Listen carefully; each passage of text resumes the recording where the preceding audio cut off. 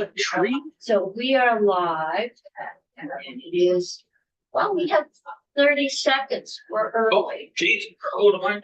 We're early. I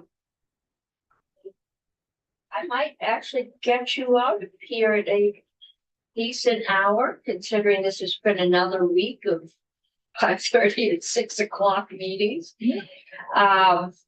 We're just stay tuned. We're again next week.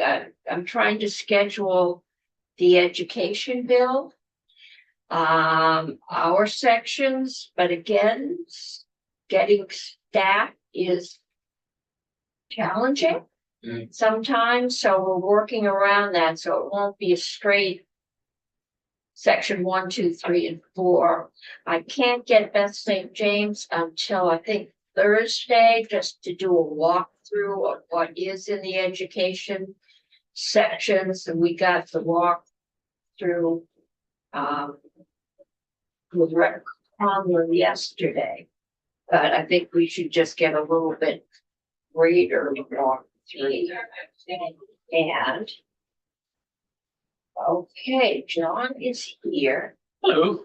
You want me to use this chair? Yeah, you can. I don't know. Scott is also here. Would it help to have Scott go first and we can release? We could even go together. Well, he can go first if he would like to. Go together. For the record, Scott Moore, Joint Fiscal Madam Chair, it's a pleasure to be in Senate Finance for the first time ever. Yes. There is a couple of bits of the language of the capital bill that John will go through that would affect potentially revenues in the state of Vermont.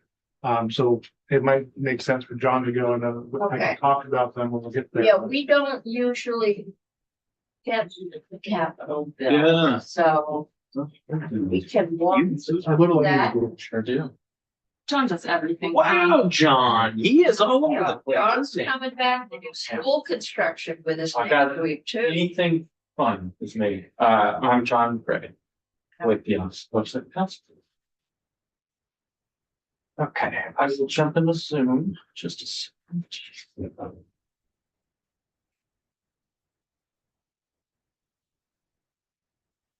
guys are so time lazy that I feel delinquent. Rare for us. I think I'm not used to being the first thing in the time Yes. slot. There are worse things. The last one in the time slot can be here until dark. I know. Got more of that. Better to go first.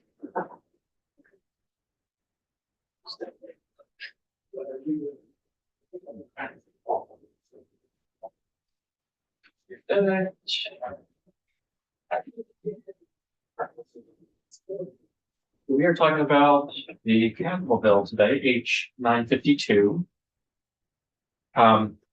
If you would like, I just don't know how detailed you guys are gonna want to get, really. I don't think we need to Okay. know that we're doing $2,000 for new shingles on the street. Great. So, the Senate Institutions Amendment is a sequence of instances of amendments, so it's not the whole of the bill. If you would like, I can show you the underlying, but if you're not interested in the underlying that came from the House, I can just show you the Senate's changes. However, I think some of the language that creates the potential condition for this arriving here is in the underlying. I think that's what we need to look at. Okay. Is why is it And I will here? just. Yeah. It's 952, is that? Yes, H 952.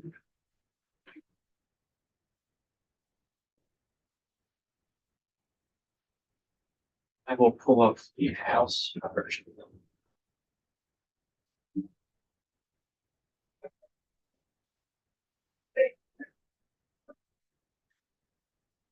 Here we go. So as passed by the House, just framing for the capital bill, much like the budget, this is an adjustment act. You'll know that the capital bill itself is a 2-year, exactly. So in the second year of the biennium, it is made up primarily of amendments to the prior year's capital bill. And that's where you're going to see this kind of presentation where section 1 is amending last year's section 1 of the light. At some point, the numbers will unsync, which is unfortunate, but it's just life. So this section just sets out your total bonding authorization for the full 2 years. That's the 122 million. And then sections 2 through 16, I'm not going to go into great detail. Okay. 2 through 16 set out your bonded appropriations. And you're going to see in this, under this reader assistance heading, the House's proposed updates to the prior capital year bonded projects. I'm just going to Okay, put and through. are these all within the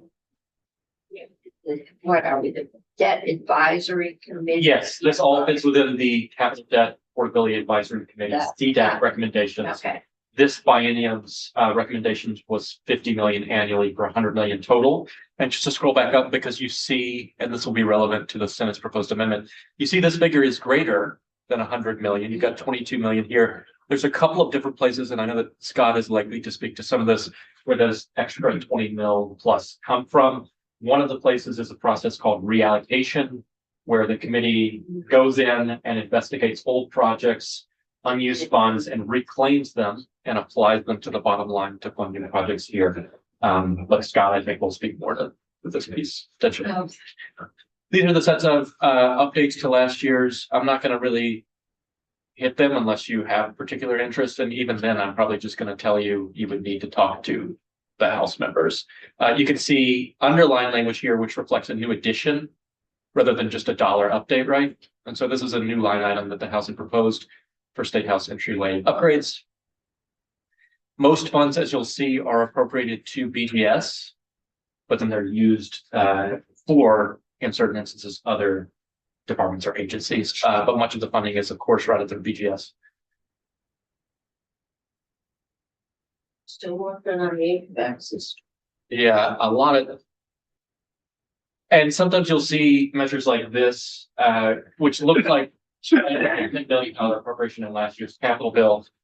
But in effect, that 10 million was a placeholder. And what you see in this year's updated adjustment act is breaking out that 10 million into each of these items. So if you tallied up all of these, you would get that $10 million figure. You can see some judiciary projects, including for the Newport Courthouse project. That was a new house addition that was not in last year's capital bill. A little over 1.7 million. Reallocations, this is the process I was just describing, part of how you increase that total figure at the start of the bill. And you can see a technical change here. As you may know, the capital bill at one point was exclusively bonding, but in recent memory, the cash fund was created, which is created this trade process. Exactly.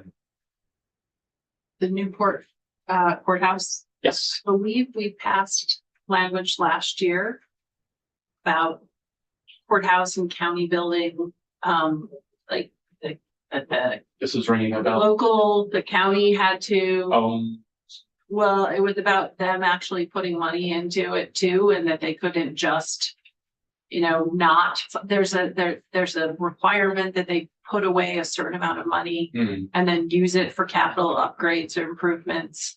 And some of the county were not doing that and then asking for the full amount for this from the state.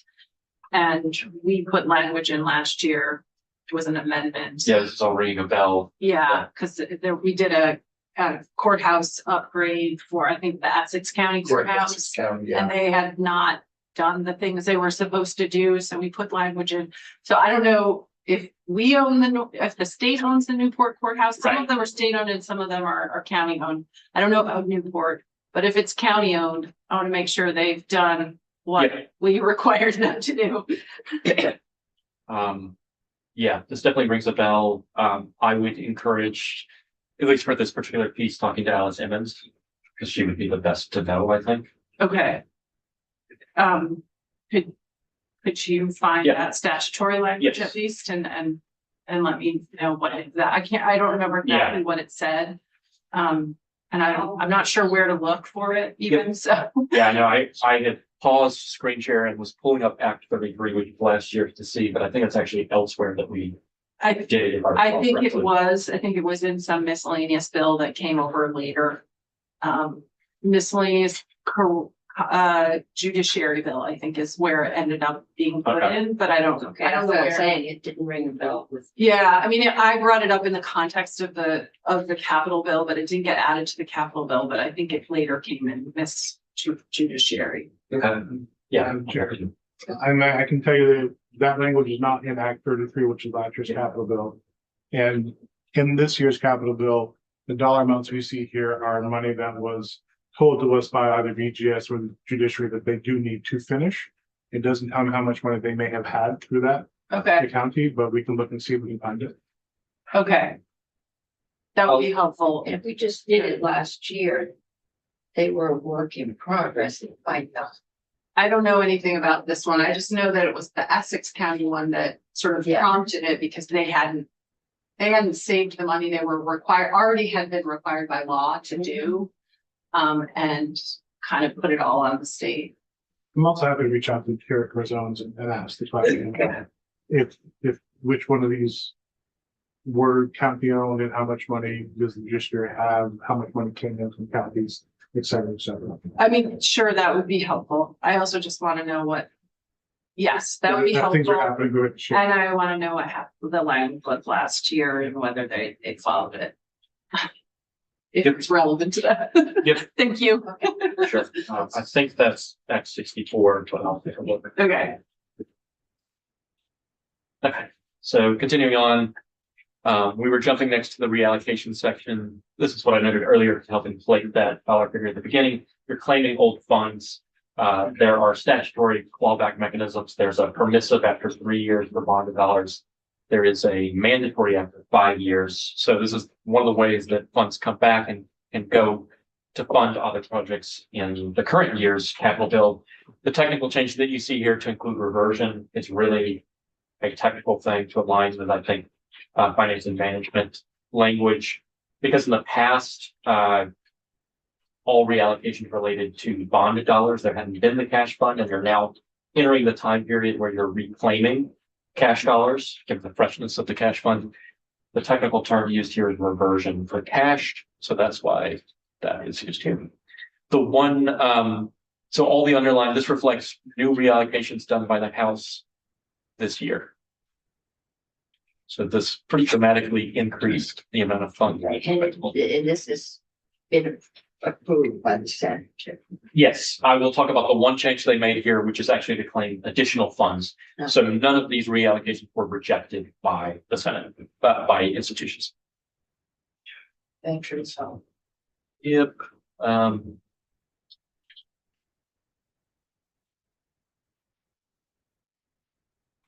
Okay. This section, the cash fund and project authorizations, unlike the first sections 2 through 16, which divide out bonded project authorizations by entity effectively, section 2 is your classic BGS, section 3 is human services. All of your cash authorizations are just sitting in one section. This may at some point change in the future, I don't know, but this is just a long section that sets out all the cash authorizations. Just to note, you'll be familiar with this from the budget process, but the way the legislature has elected to deal with this is that the institutions committees themselves they don't use the word appropriate for cash projects, they use the word authorize. And so they authorize the projects here, they're memorialized in the capital bill, and then the language has to be duplicated in the budget for the actual appropriations are set out. It does not have to be done this way. That's the choice that folks have made. This bill hasn't come to us in the past. Yeah. But I remember it was a big deal and there was a lot of moving between funds. Yes, and it can make for some synchronizing problems effective. Like this year on the House side, because of the delay in the process there, they didn't have the cash language ready when the budget was being voted, and so they had to do a third reading amendment on the floor to add their pieces. Wow, okay, But it's all here now. That's the happy news. okay. And it is reflected in the budget. There is some cleanup that's actually going to happen in the budget because one of the line items was duplicated. But nothing huge. So to jump to, these are all your money pieces, which form the first portion of the bill, but there's also sets of policy provisions in the capital bill, depending on the year.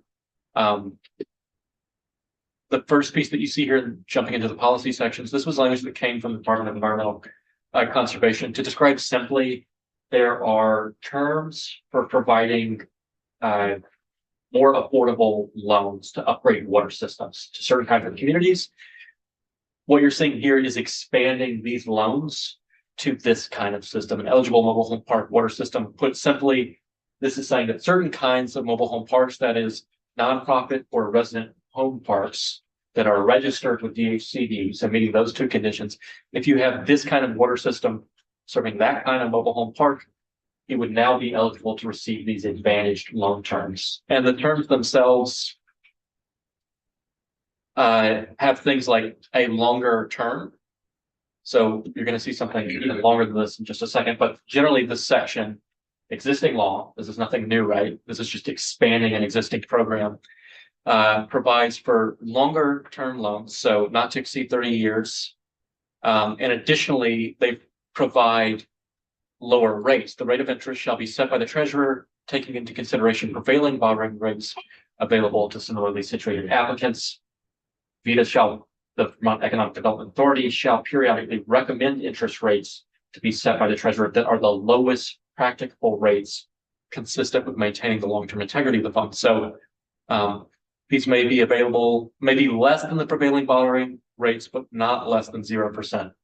It's kind of your standard terms under this program. 0%. Well, get ready because that does come.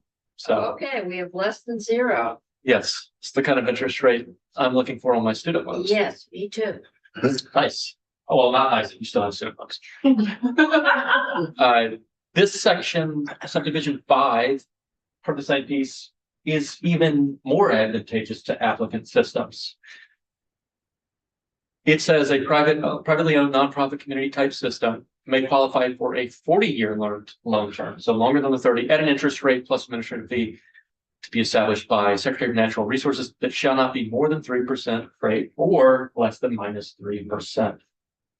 It's effectively a grant. It's a grant. I was gonna say, It's a loan forgiveness, Madam Chair. okay, Provided that the conditions for receiving these even more advantaged terms, and again, this is existing law.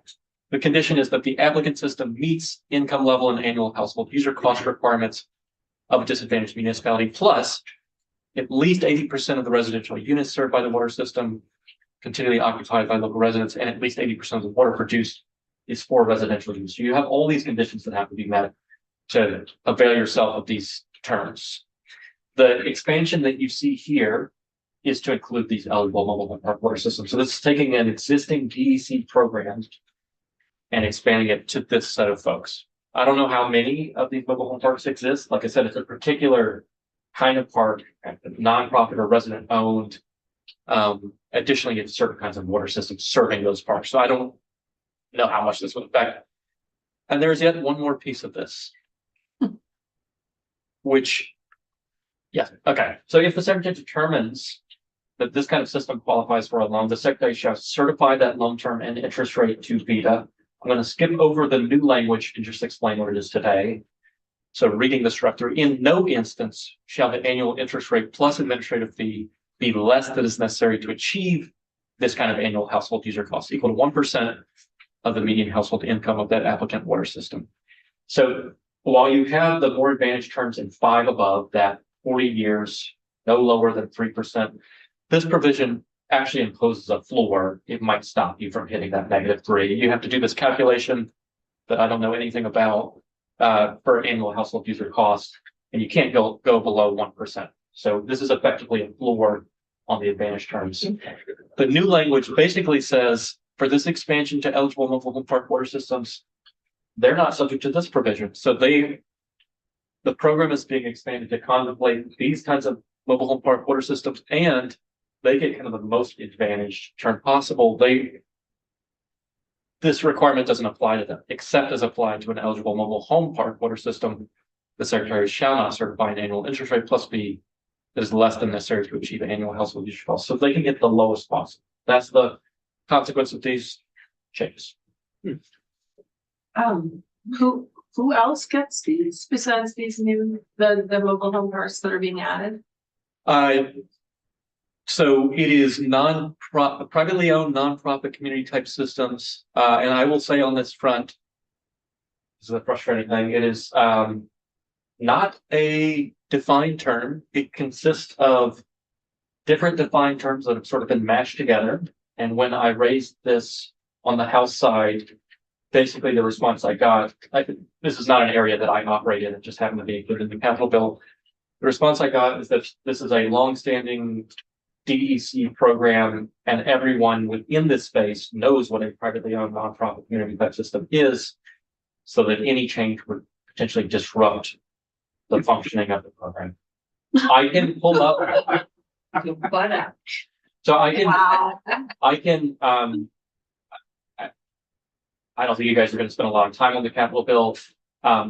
It is the sort of thing where if you hear from DEC, obviously they can do a better job of explaining what is intended to be encompassed here. That's just why this was not touched. The way that my drafting approach this is minimal touches necessary to get the DEC goal, but not otherwise changing the way this. I'll also just note that this is an impossible to read sentence, which is another thing that I flagged, but for the same reasons was not updated. So, There was probably nineties, early two Yeah. thousands, there were a lot of privately owned mobile home parks that were closing. Or the rents were escalating. I think we still get notices every time there is a mobile home park increase. I guess I haven't had that much in locally, because it's been a while. I used to get them regularly. But one of the reasons they were closing was water and septic. And they didn't meet new codes, or the old ones were dead.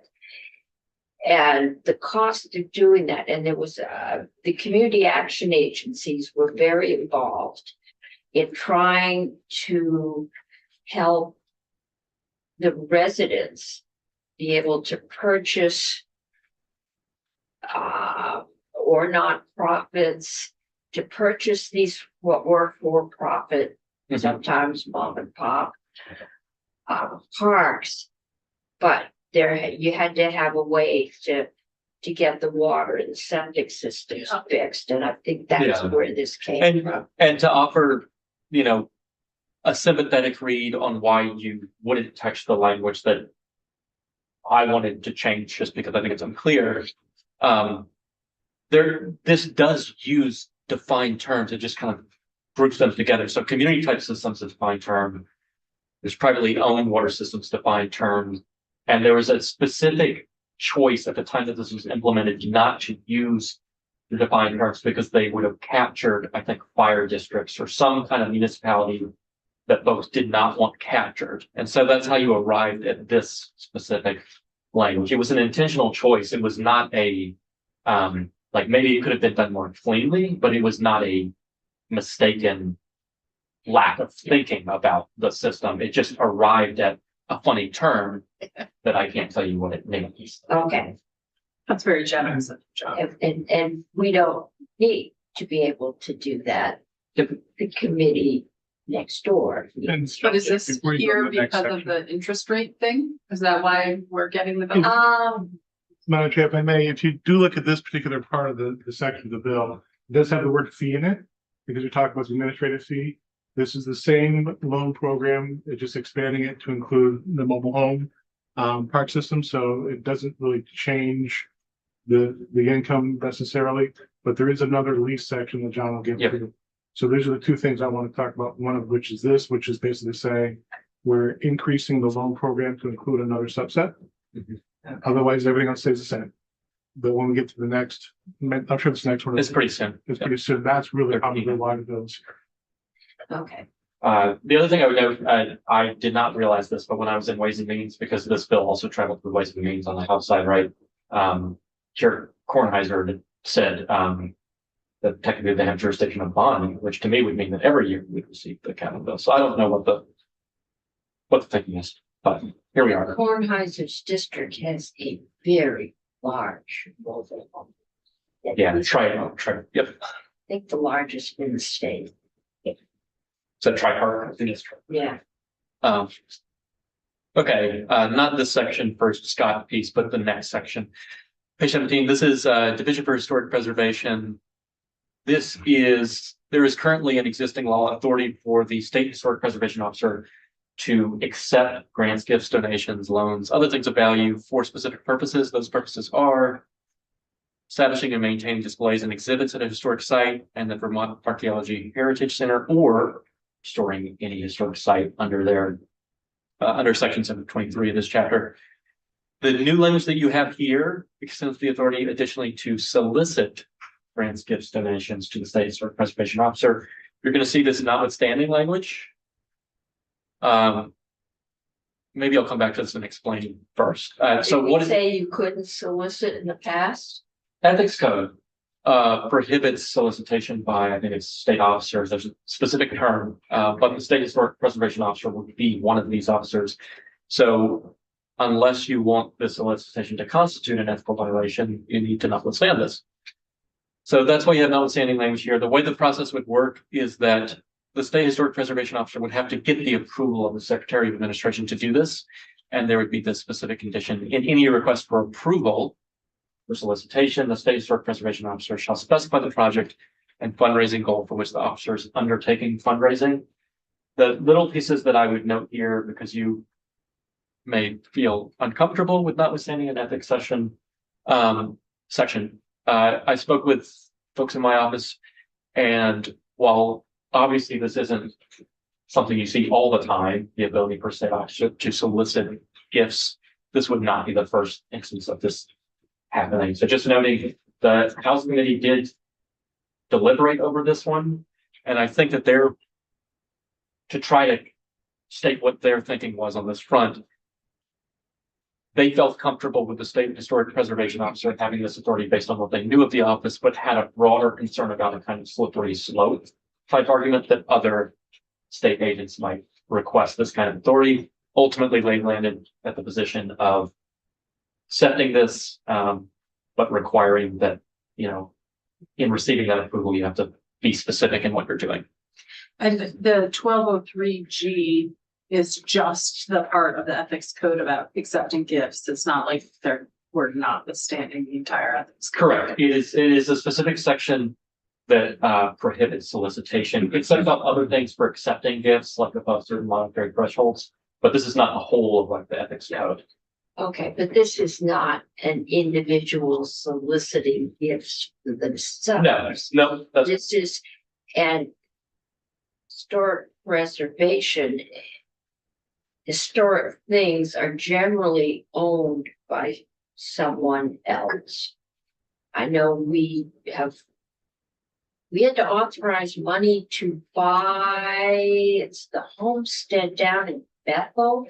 Mhm. And some of the original china was going up for auction somewhere. We had to come up with capital money to buy the china. But I assume we might also have been able to ask the owners if Exactly. they would be willing to donate it. Yep. To go into the historic preservation side. And that's a really good point, that this isn't authorizing the Historic Preservation Officer to do any kind of solicitation individually. This is for specific purposes, and it is routed through a process of approval by the Secretary of Administration. Okay.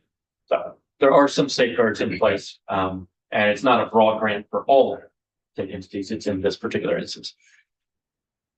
The next piece, this is what Scott was foreshadowing. This is authority for entering into a particular lease, the Little River State Park lease. So we have provisions in Title 29 relating to leases or selling of property. So this is saying in FY 27, the Commissioner of Forest Parks and Rec is authorized to enter into a long-term lease with the Huts Association for the use of a structure at this park and the land on which the structure is located. And it sets out different conditions that would need to be met to exercise that authority. The two things I would note: it's time limited. The authority only exists in FY 27, right? It's gone after that. And you would have to meet all these conditions before you could do so. So certain term conditions, identifying fee or fee formula, conditions on the use of the structure, insurance, provisions for termination, what should be done with operation and maintenance, including Did you get that? responsibility. This is from the House. This is from the House. From the house. How to resolve conflicts, and then following, as you would expect, Administrative Bulletin 3.5, which is standard for state contracting. So this is an extension of authority to enter into this lease. Section 14, this is transferring property. So Commissioner BGS is authorized to transfer to Springfield a portion of the Southern State Correctional Facility property, this particular acreage, and it's for these purposes. Municipal purposes, including economic development as an industrial parcel. Much like the above, there are contingencies that have to be met for this authority to be exercised. The commissioner may transfer only if the state obtains zoning or subdivision approvals. State and town negotiate updates to this existing agreement to establish responsibility for maintenance and upkeep, access roads, water and sewer service lines, and mitigate impacts to the Springfield community. Lastly, the transfer property can't include any brownfields. So for the commissioner to transfer this authority, zoning, subdivision approvals, updates to the 99 agreement to establish responsibility and mitigate impacts, and exclusion of any brownfields. There's also a bit of a check back. If the town has not begun developing the transferred property, this would mean that the authority has been exercised, right? So if the town has received the transferred property but hasn't begun developing it for the intended purpose, economic development, by the end of March 2030, the town would consult with BGS to examine alternative uses for the property. What is economic development? Is that defined? No, super broad. Super broad. The limited call out that you have here as an industrial parcel. But note that this is just an including, right? It's to be used for municipal purposes. So quite expansive as to what it could be used for. The real conditions that you're going to see on that transfer. And in fact, there's no limitation really on what can be used for effectively, because if you think about what it's saying is you need these conditions for the transfer. But the town just needs to check back with BGS to discuss alternative uses if they haven't done it for purposes of economic development. I think the background to this is presumably the town is only interested in developing for this purpose. And so the reason you have this provision is because they would sort of need help in identifying what else could be done with these. But yes, and there's one last piece to talk about that's not in this section. There's a set of repeals. And maybe this will quiet any fears that are around this, but note that this authority already exists for a different purpose. 2024 capital bill contained authority for something quite similar, transfer of 10 acres, not 22, from this property to the town of Springfield. That's being repealed and essentially replaced with this alternative authority for a broader piece of the same parcel.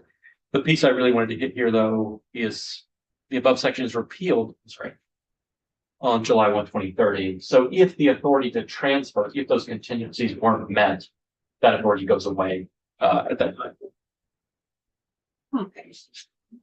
The last piece, I think this is the last piece. I'm not going to belabor this one. This section is in the budget.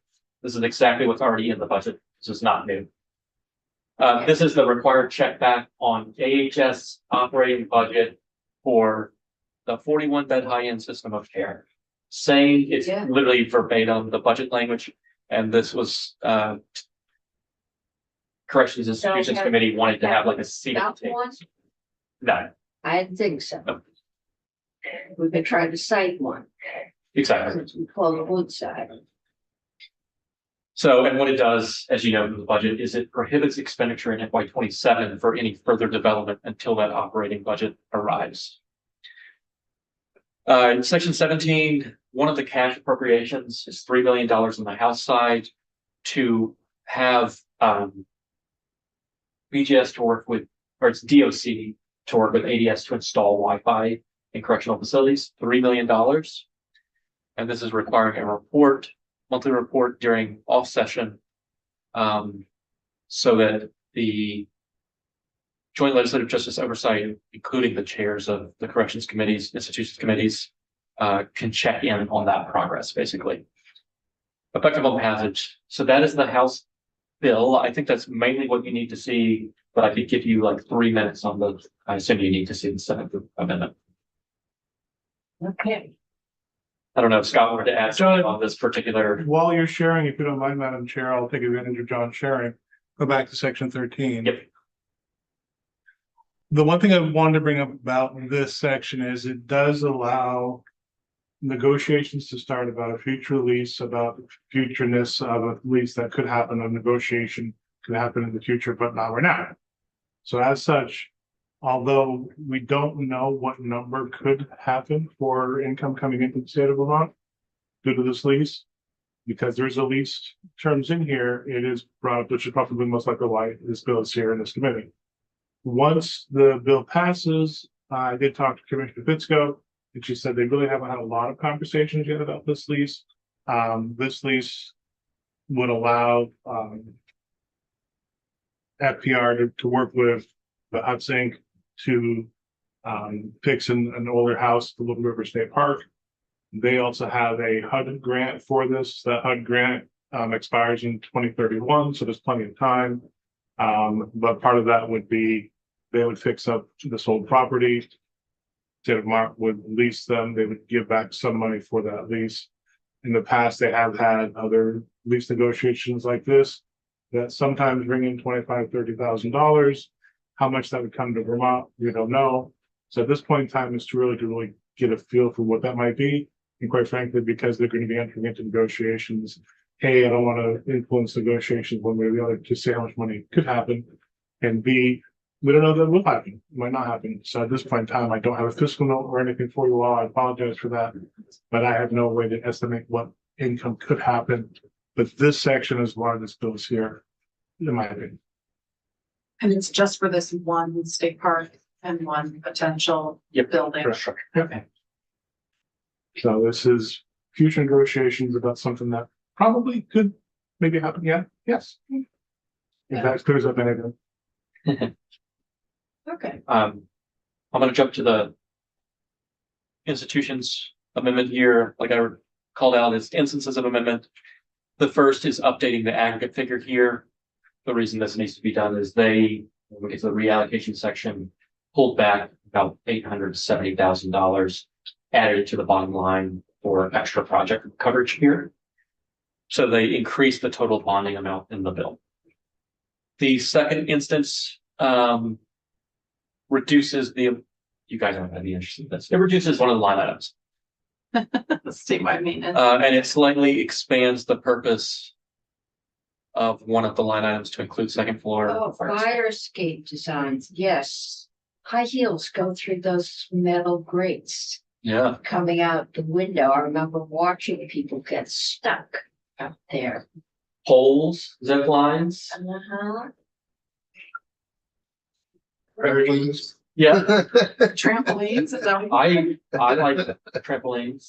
I'm pro defenestration, which is a word I love to use, but Wait, what? What word? defenestration, which is to throw someone out a window. Like, Well, It's- Philly's finest has a, You know, it comes from the German. Patrick. Das Fenster. Exactly. Joy is good. Okay, so I don't know how interested you guys are gonna be, but I'm just gonna call out that sometimes the decisions you'll see from Senate institutions in this case don't actually, well, this looks like a reduction. What they actually did is they shifted this 500,000 from bonding to cash. So it did not change the actual amount. There is something I wanted to call out here. This one is just a little bit uncharacteristic. It is not novel. Something like this has happened before. Generally, the appropriations are going right to state facilities. You have, this is not, right? Recovery House Inc. is I think they're a nonprofit, but this is for renovations at a residential treatment center. So I just want to call out that as a characteristic, this is slightly different from what you typically see in the capital bill. Where is that? Which one is that? So Recovery House Inc. is a group that owns they own Serenity House, for instance. And I think it was the 2018 capital bill had a similar line item for specifically Serenity House. But this is just to the group, so it could be, I think, either of the pieces that they have. And if we look at this particular section with last year's capital bill, you may remember there was money in for a fishing derby. Because it's cash, it does have that. In this case, the Recovery House does have roof repairs, among other capital expenditures that would be built in.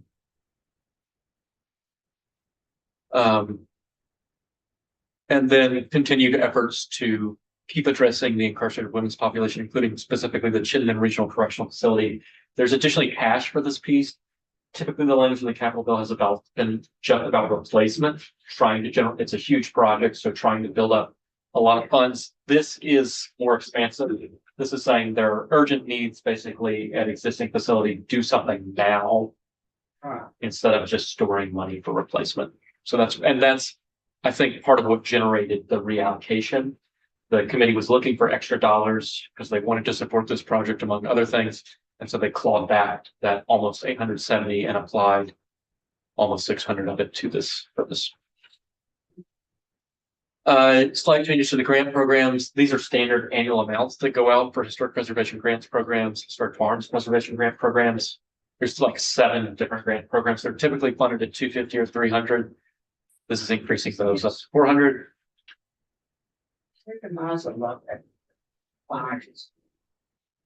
This is tied to a later policy section that was added in Senate institutions. There's some language addressing stormwater utilities.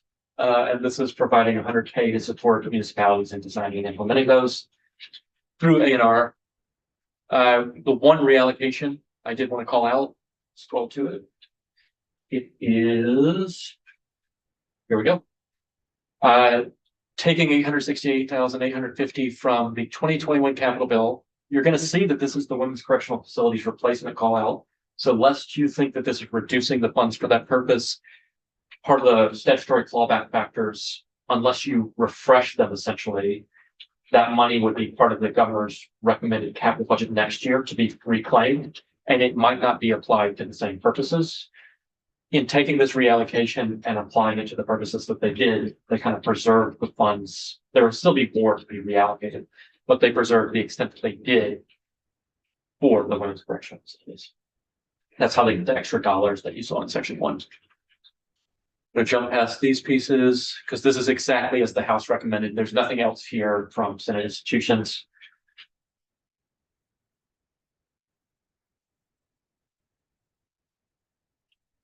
This is updating cash appropriations. Senate institutions did change a couple of things here. I can try to call out. They added this 1 million for statewide 3-acre parcel stormwater compliance. I think that's in alignment with the GovRec. The House had essentially struck much of those dollars, both bonding and cash, that would have gone to stormwater compliance, 3-acre parcel stormwater compliance. So the Senate kind of added that back in. They increased the door control upgrades pretty dramatically, I think, up to the 2.7 million. Back to what the governor Yeah. had recommended. This had been reduced pretty dramatically on the House side. They, in addition to the bonded dollars you saw above, although I skipped past it really quickly, have tried to fully fund the boiler replacement figure that I think is happening quite quickly in alignment with the GovRec. And then they changed this particular call out. This is what would have been previously the replacement women's facilities. Again, they're trying to do kind of urgent fixes as the idea, and they changed the dollar figure there. Let's see. Okay, this is one of the bigger ones. On the House side, this was 3 million for Wi-Fi installation at DOC. In part, you could think of that as almost a statement figure.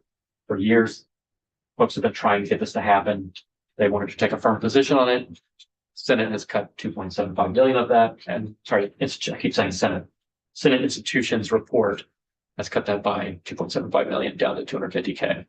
Is that enough to fund it? The limited thing that I can say on this front is, I think there was testimony to suggest that the 250, it's hard for me to express this. Folks were trying to figure out dollars for another project, maybe the boiler replacement, I can't remember. And We were robbing Peter to pay. And the administration came in and said, you could reduce this and just apply 250K to the Wi-Fi, and that would be sufficient. That's basically what I recall happening. Whether that's And John, I have to jump in, by the Yeah. way, if you don't mind. Department of Corrections, the deputy commissioner had come in and said, we don't have a plan in place yet for the use of all this money, so it's great you want to give it to us. However, it's too early in the stages. They're also looking for some other sources of funding, including the feds and the growth board, the Wi-Fi board. Another board that the broadband. Community band. Yes, broadband. thank you. So they already had some plans in place to get some funding for this. The House did feel that this has been a program they've been trying to do for a couple of years, so they wanted to make sure something did happen. In the House, the administration did say we don't have use for this 3 billion. Please take this and fund our priorities. The Senate looked at that and said, we will fund some of those priorities again, as you saw, bring back up to the GovRec. But at that point in time, Department of Corrections came in and said, this 250 could be used to help create this plan that they need for the future. So that is part of that discussion. And there's a history here. I mean, that's, part of it. It's not exactly analogous to like the budget language related to the Highland System Facility of Care, right? But if you check on House Corrections page, you'll see a letter from KDS that this has been a repeated request that hasn't happened. So I don't want to delve too much in it, just to say that this is, unlike many other line items, a bit more of a touchy subject where, again, I think the House was trying to take a position with 3 million and say, we want this done, but as of yet, no plan. The other thing, and I don't want to go into too many weeds about how the capital bill works, but as part of the cash fund, the capital bill, up to 4% of the previous year's general appropriations can be put into cash in the capital bill. This year, minus the debt services, this year that was a $17 million number, which is in part why the total money available in the cash fund or the capital bill is 160 million, not 100 million. And I think in some ways, the GovRec had used that cash the way the government wanted. And the House felt that the 17 million of money above last year's funding. And as such, they chose to, like John said, make a statement of 3 million here. That 3 million didn't necessarily impact a lot of the programs, other than it had taken money away from some of the GovRec recommendations. So the Senate, for most part, had brought the governor recommendation back up to where the governor rec was. And a lot of it came from this Wi-Fi station.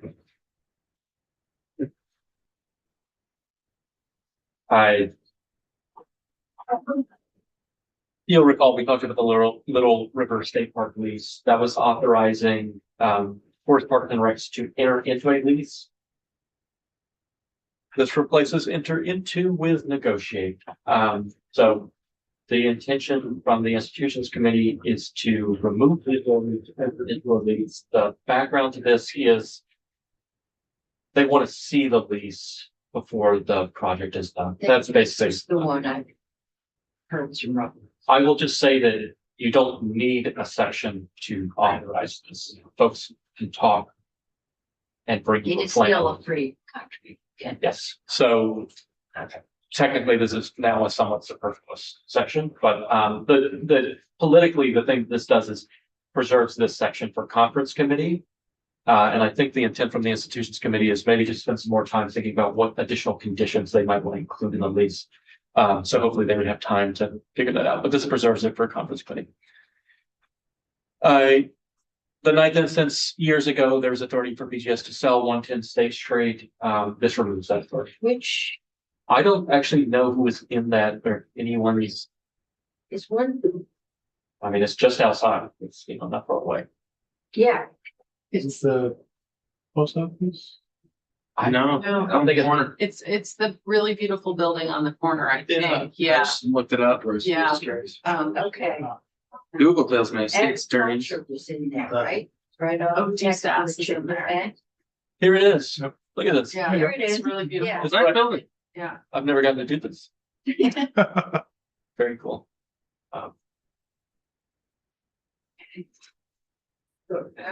More joy. Sales. The last piece is, I prefaced this earlier, institutions added some language related to stormwater utilities. I will say that I am not best positioned to describe this. I didn't draft these provisions, but I will explain my simple understanding of these. This is trying to ensure. So let me just read it. Any municipality may adopt bylaws to implement stormwater management and control consistent with the program developed by the Secretary of Natural Resources.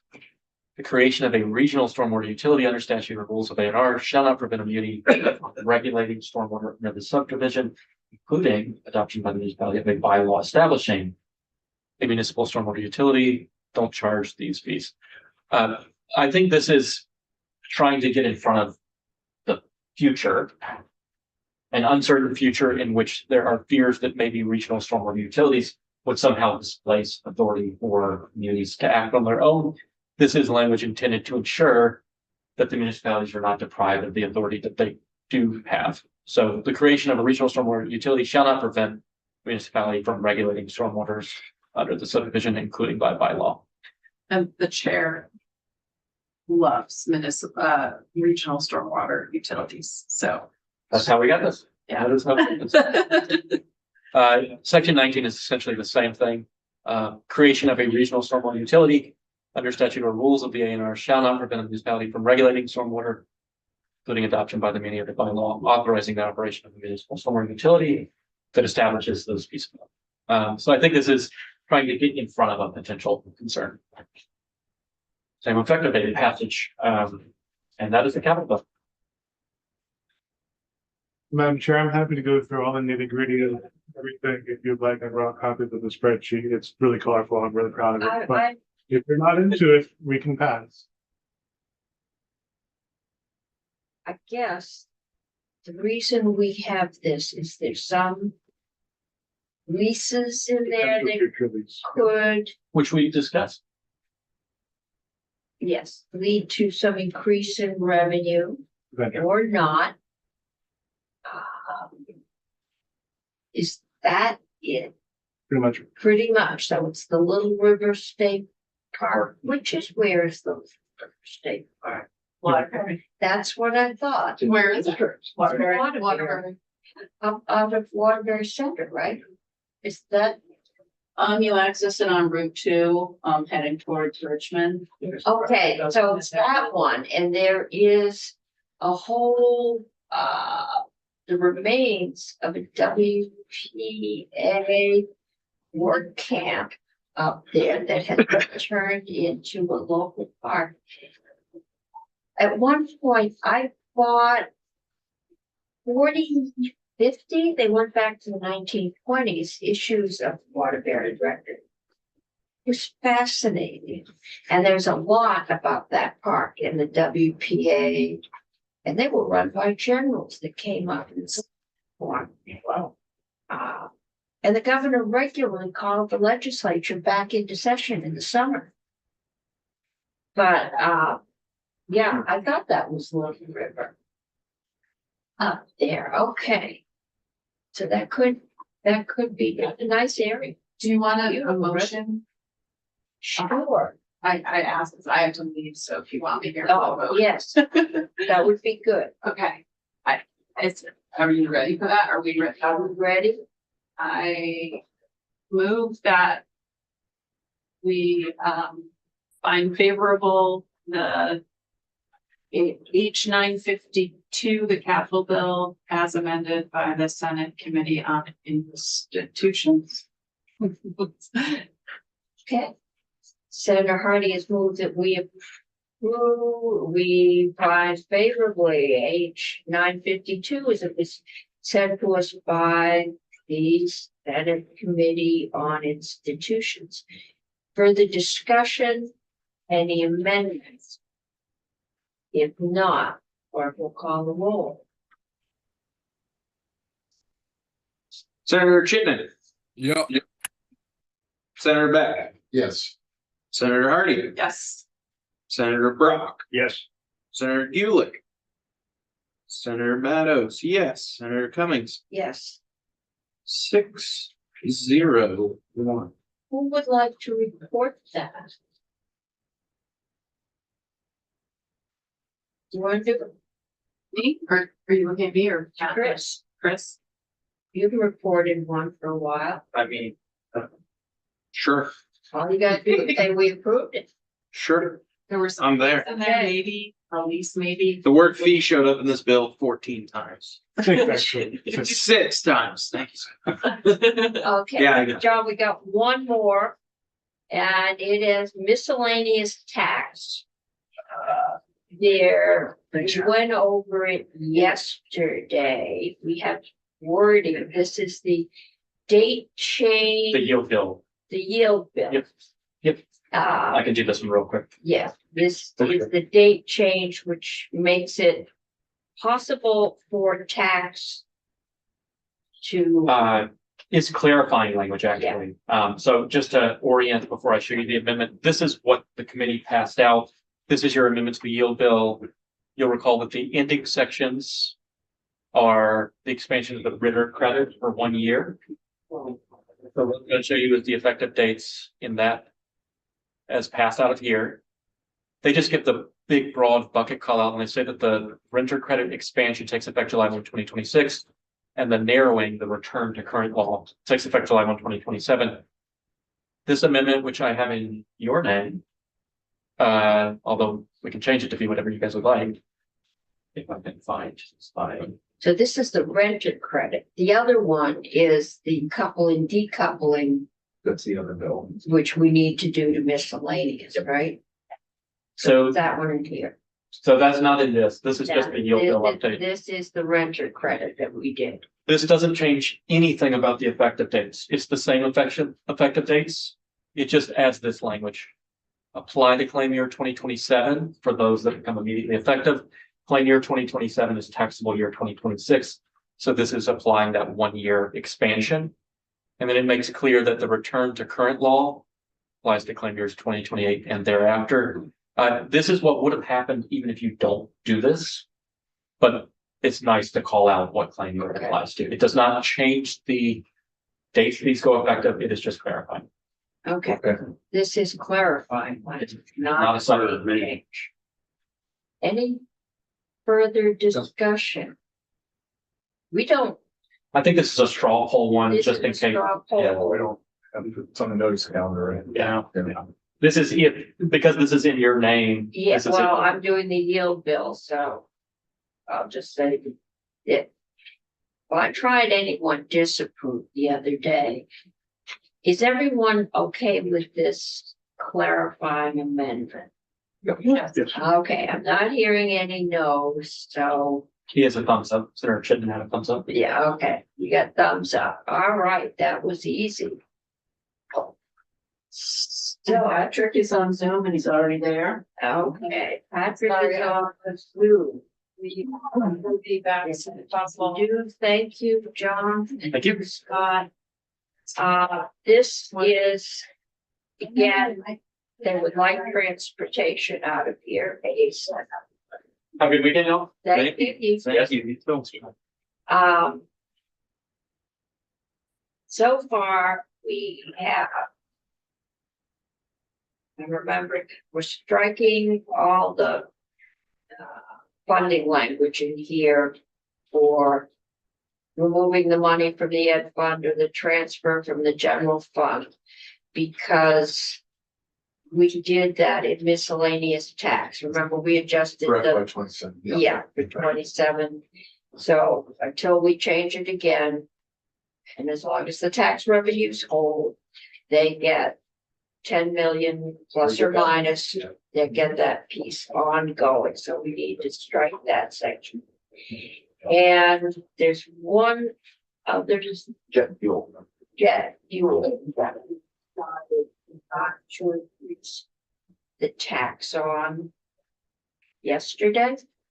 After hearing from the Burlington Airport. So we're striking those two sections. The one that we still seem undecided on is MBUF. Is it MBUF? It is on Bob. MBUF, all right. New language. And we. Again, there was just a lot of verbiage in there, and I think we're still seeking it out. I think there's still needs some clarity on how it will work. It didn't seem once we understand how it will work. Didn't seem to be a lot of concern about sending that to EVs and perhaps at some point,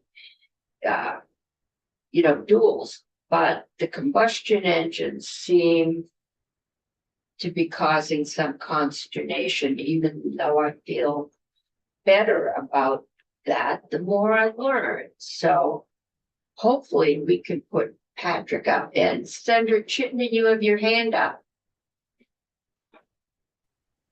You don't I just have- want to say that, yeah, I do have reservations about the MBUF, but I don't need to overstep on the policy front for the Senate Transportation Committee. I hope they'll reconsider some of these concerns on the out years, but I don't need to hold this bill up if it needs to get out today, and I think we should move it along, but that's just where I am. I haven't got that on for vote today, right? No. They haven't told me it has to come out yet, and I think we're pretty full next week with the budget, miscellaneous, and yield. So they probably, if we vote this out Tuesday or even Wednesday, they won't get to it. So, Patrick, you are with us. I hope we're not taking you away from something more enjoyable than talking to us about MBUF. I like the Montpelier scene behind you. But it might be helpful if you just first walk us through what this would do to EVs. I think we understand that, but just walk us through, then take us to the next step, and then finally to the third step, which is combustion. Sure. Thank you, Madam Chair. For the record, Patrick Murphy, State Policy Director for the Agency of Transportation, and happy to be here. Apologies for not being able to be in person. I think it would be good to, start with sort of the context for all of this, for the funding picture that we have, and that might provide some insight into what your colleagues in the Senate Transportation Committee had been thinking about, and then get into some of the more of the detailed questions that you may all have about how we expect this to work in practice.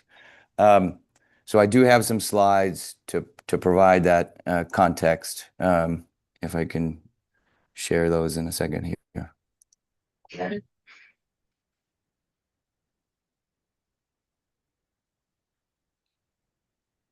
Okay, Can you see this okay? we can, there we go. That's Great. perfect. Okay, thank you.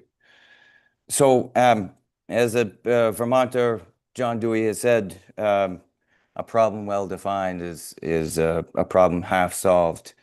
So if we want to be able to sort of give you a clear sense of where the funding problems are, at least within the arena of fuel taxes, not getting into purchase and use here. Right.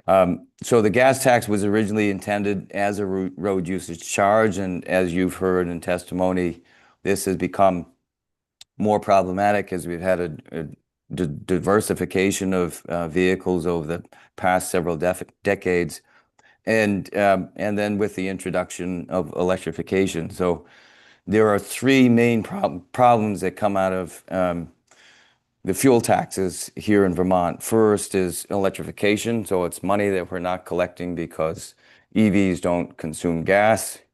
The legislature addressed this in part with a flat fee of $89 for an infrastructure fee, but that doesn't cover the full cost of the impacts that electric vehicles have on our road network. Fuel efficiency is another big area for revenue losses. So over the past several years, greater fuel economy means each vehicle is consuming less gas and therefore paying less in fuel tax. And then inflation is actually the biggest variable of all of this. So because there's no inflationary factor that's applied to the fuel taxes, purchasing power has been diminishing over time. So those are the three main issues that we see with fuel taxes. On the national level, we see this. This is looking at in terms of if you held the fleet in 2023 at constant, where would the biggest percentages of losses be? And so on an annual basis, you'd see 3% loss due to electric vehicles, a much higher loss due to improved vehicle efficiency. And then when you then factor in inflation, that becomes more significant. At the Vermont level, right now, because there is a infrastructure fee in place, we're losing about $1 million a year or so, given that we have 13,000 fully electric vehicles. And if you apply the same sort of methodology, if you freeze the fleet makeup of where the fuel economy was in 2013, we are probably losing somewhere around $16 million over those gains that we've seen in the past decade plus.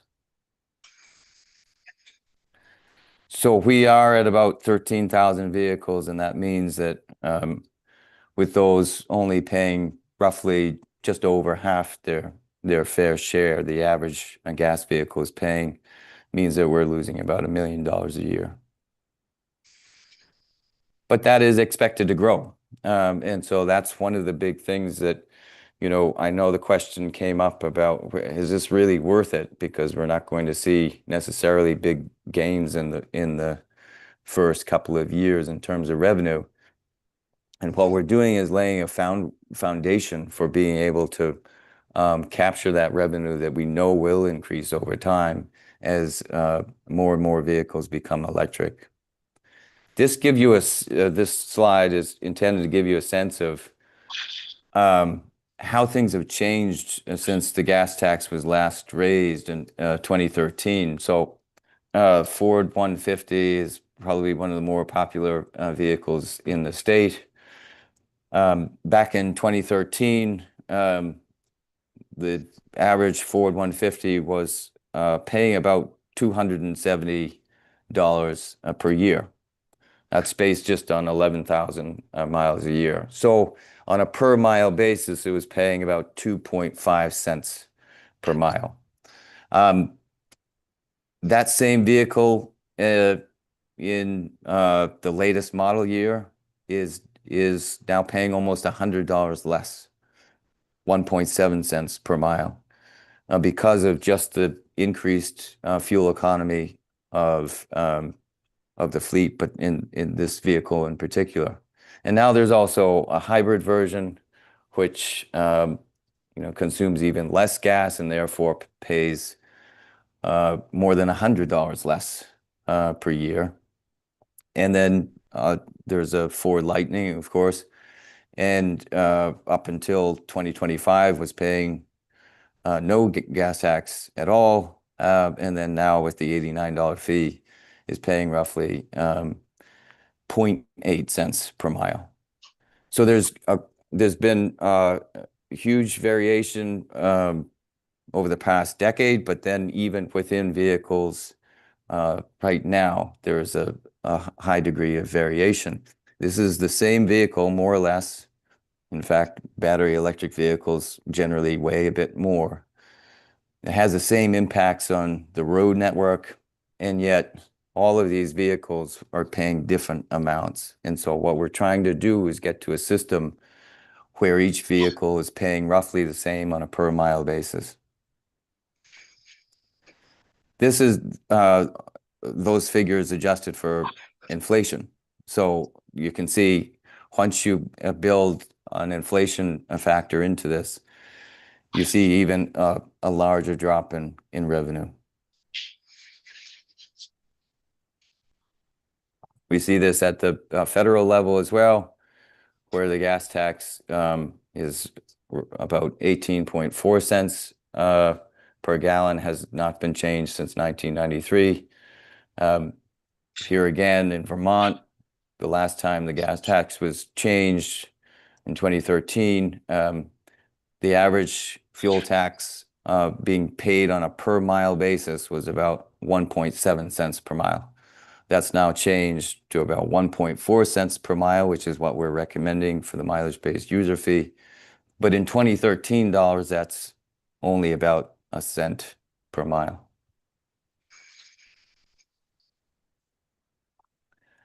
Want to run through, this was a presentation that the UVM Transportation Research Center had given to your colleagues in Senate Transportation, looking at revenue projections and the sort of degree to which inflation in particular plays into this. So this is looking, if we just did nothing, where would we be in, about 20, 25 years? With no policy changes, we see a significant drop in fuel tax revenue, which is to be expected. And that's because of these three different variables. First, electrification, which is expected to grow. Second, fuel economy standards, which are also expected to grow. And then inflation. The assumptions used were fairly conservative. So instead of relying on what we had previously, the climate action plan and comprehensive energy plan targets are quite aggressive and optimistic at this point. So if we use data that goes back to a time before there were any advanced clean cars 2 rules in place, which is the regulatory mechanism for delivering more vehicles up to 100% in 2035. So the state has put a pause on that. We didn't factor that in. If we took a more conservative outlook, knowing that federal policy has changed significantly in the past year and a half or so. So this gives you a comparison of what we had expected under the climate action plan when we had all kinds of other investments and incentives in place, and then what we now are projecting for these potential revenues in the future. So if we put in place a mileage fee for battery electric vehicles, we see this, it's a few million in the first few years, and then it grows over time based on the assumed EV adoption rate. If you then move towards more fuel efficient vehicles, you can expect to see, slightly higher increases in the beginning, but then, also continuing into the out years. If you had a mileage fee that's indexed to inflation based on the National Highway Construction Cost Index, which is something that's used by FHWA, the Federal Highways Administration, and that's based on real data from what state DOTs are paying out to contractors on their federal highway aid projects.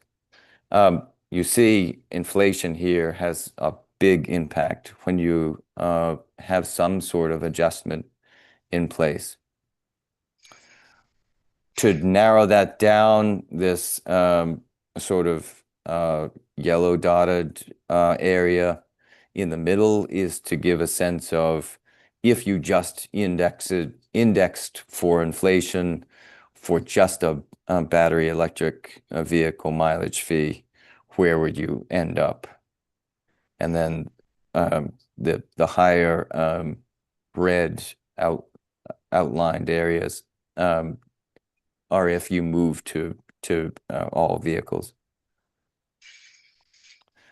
These are the cost inflation cost indices that the committee looked at. The agency had recommended National Highway Construction Cost Index because that's really the what our budget is driven by construction projects.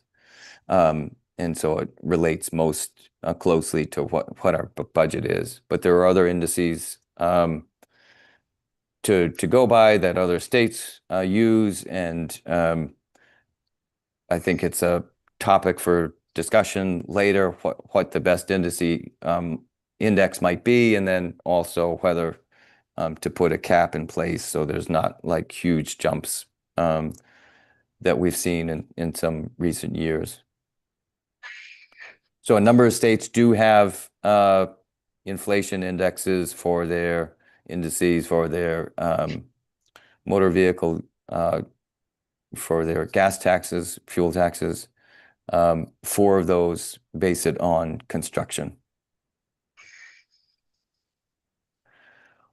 One other thing that I wanted to flag, talked about this the last time you all met with me, but there is a flat fee in place of $178 in the current language.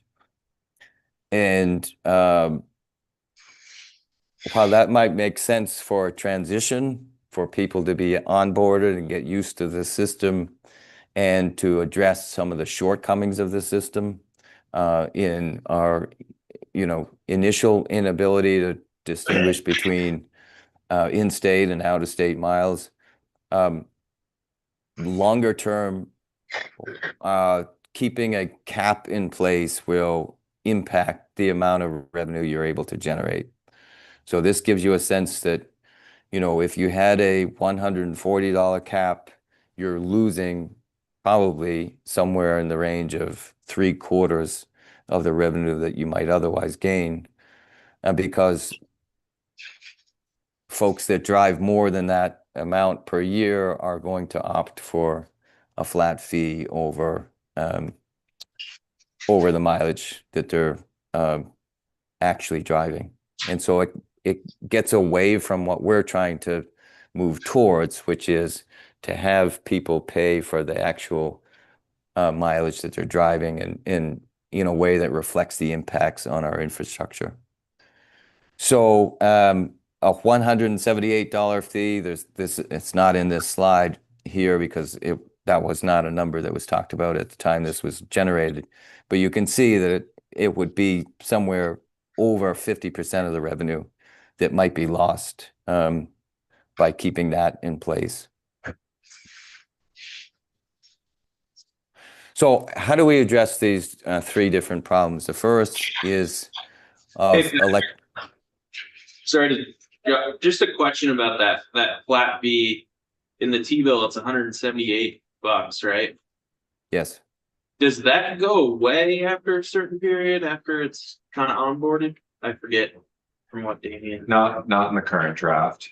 Right now, the language does not sunset that. Okay, thanks. Sure. So the first part of this is addressing electrification. And it's what our, grant application to FHWA was focused on. So it's what we have federal funding to be able to support implementation by January 2027. We have contracts in place to be able to do that. But it's also to be able to, as I said before, build a capacity to address these other issues. So the immediate phase is really tackling electric vehicles, because that is on a per vehicle basis where we're losing the most amount of revenue. It's a narrow group of vehicles at the moment that we know and expect will grow over time. So it makes the most sense to be able to in this first instance of a mileage-based user fee, to figure things out with a smaller group of vehicles in a way that gets us to make some progress towards what we know will be needed in the future. So fuel efficiency, in the Senate version of the transportation bill was expected to be kind of included into this by 2029. That wasn't the administration's proposal. It came out of the Senate Transportation Committee, but that's to give you an idea of how they were thinking about this, that things needed to be phased in, and they would like to see some definitive move towards including fuel efficient vehicles, because they know that that's where there are some significant revenue losses. And then what was proposed by the Senate by the Senate Transportation Committee in their version of the transportation bill was to have the inflation adjustment put in place once all vehicles were in the program. So it would be done on a fair basis, and there wouldn't be sort of diverging lines of where different vehicle classes or vehicle types were. So what we've proposed, you've seen the slide before, is to really build on our existing systems to fit within our climate action targets, and to be able to use cost effectively what we already have in place, which is an annual vehicle safety inspection process that is currently collecting odometer readings and avoiding those issues with privacy that other states have had some concerns about, and then being able to build off of the existing infrastructure that we have, so that more methods of reporting might be incorporated into this in the future, to allow for flexible payment options so it more closely approximates what people pay for the gas tax, and then to be able to use these federal funds for implementation. We have $3 million. We have committed to being able to build this out. It is something that the Federal Highway Administration is looking closely at, to be able to address their own issues with the Federal Highway Trust Fund. And to really start small and to strategically think through all of these different steps, so that we are able to expand and evolve over time and become fairer still. We understand that this is not a system that's going to be perfect from the start, but it is our intent to design a fairer system, because what we have right now is inherently unfair when you have different vehicles paying different amounts despite having the same impacts on the infrastructure. So the way it would work is that people continue to pay an $89 road usage charge until there's sufficient mileage data within the system to be able to apply a mileage fee. Once that's in the system, then whatever those prior fees had been paid into the system, they would be credited against that first mileage fee. And then the balances for those mileage fees would be reconciled at the point of registration renewal. As I said before, the mileage fee is effectively capped at $178, which is roughly 12,700 miles. So that anybody who drives less than that amount would pay less than that fee. And anybody that drove more than the 12,700 miles would pay only the $178. And as you heard Chair Westman speak to earlier in the week, that was also to kind of address some of the concerns around driving out of state and some of the issues that can't just be dealt with in this first phase. Users would be able to have a lot of choice. They're still able to pay in the same ways that they do now at the DMV in person, using cash, credit, checks, but they'd also be able to pay up front. They'd be able to just wait and pay at registration renewal, or they would be able to decide that, well, I'm not comfortable with this, high amount either upfront or at the end, and I'd rather be able to space these payments out on whether it be on a monthly or quarterly basis. So to the user themselves, it is intended to be as simple as possible and to be as accommodating as possible, so that we have people onboarded into a system that doesn't seem too complex to navigate. The second piece of this that the committee, the Senate Transportation Committee, had talked through is language that would bring in more fuel efficient vehicles, conventional hybrids, plug-in electric hybrids. And, you know, throughout the session, they've gathered testimony from not just the Agency of Transportation here in Vermont, but other agencies who have run pilot programs or who in the case of Hawaii, who are actually have implemented a program to be able to understand what is the landscape for all of this. And they had folks from Virginia come in to speak to their committee.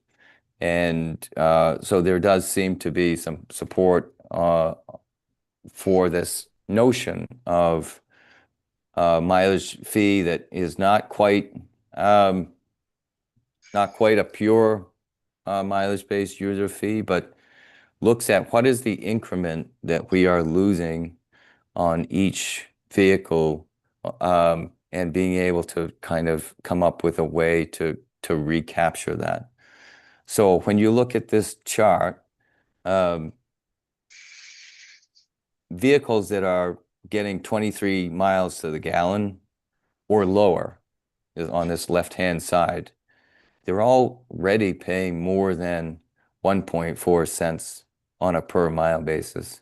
In some cases, as you get, you know, further and further to the left, as you go lower in fuel efficiency, you have a number of vehicles that are paying much higher than 1.4 cents on a per mile basis. And this does have equity implications because at least here in Vermont, those driving less fuel efficient vehicles tend to have lower incomes and be located in more rural areas. So then as you move, 23 miles to the gallon is about the average fuel economy here in the state of Vermont for a vehicle, for a light duty vehicle. And so as you go beyond the 23 miles to the gallon, you can see in this orange increment that we are sort of beginning to bring in less than 1.4 cents per mile for each of these vehicles, down to 60 miles to the gallon. There aren't a lot of vehicles down at that high a mileage rating, but you do have Priuses that are between 45 and 52 miles to the gallon. There's a number of vehicles over 20,000 hybrids that are getting some very good fuel efficiency. And so we're not seeing the same amounts being paid on per mile basis. And so this is just to give you a sense of what the committee has talked about, looking forward to the next phase of implementation. I want to reiterate that we have a federal grant for $3 million to do this work. We have committed some of that already to an IT contract to be able to do this work that was asked of us by the legislature in 2023, and then again in 2025 with some refinements to how the legislature wanted to see the program designed. So this is, a very good opportunity. It's at 80% of the total cost of the project, which is, higher iterations of this grant program were a 50-50 split. And so this is very favorable to the state of Vermont to be able to, take this money and implement a program before EV adoption grows as a funding problem. So, in some cases, it is, as you all know, important to spend money to be able to make money. And in this case, it's not a bad situation to be able to spend somebody else's money to make money. So we have this federal grant and tasks that have been laid out. And I wanted to share this because I know there have been a number of questions. It's not an easy thing for people to hear in just one sitting and wrap their heads around. There is a lot of work within this that the agency will have to do to be able to reach out to the public, reach out to the specific users who will be impacted in this first phase, not only incorporate their feedback into the design of the system, but to share what it is we're working on and why, and understanding how the program will work. So there's a substantial amount within this grant budget on public outreach and education. Even in the system implementation task, there's a lot of work to be able to survey folks, to be able to incorporate some of their concerns into the design of the program, and then afterwards to help evaluate the program. So there's quite a bit that will help to interact with the public and build awareness of what we're trying to do. And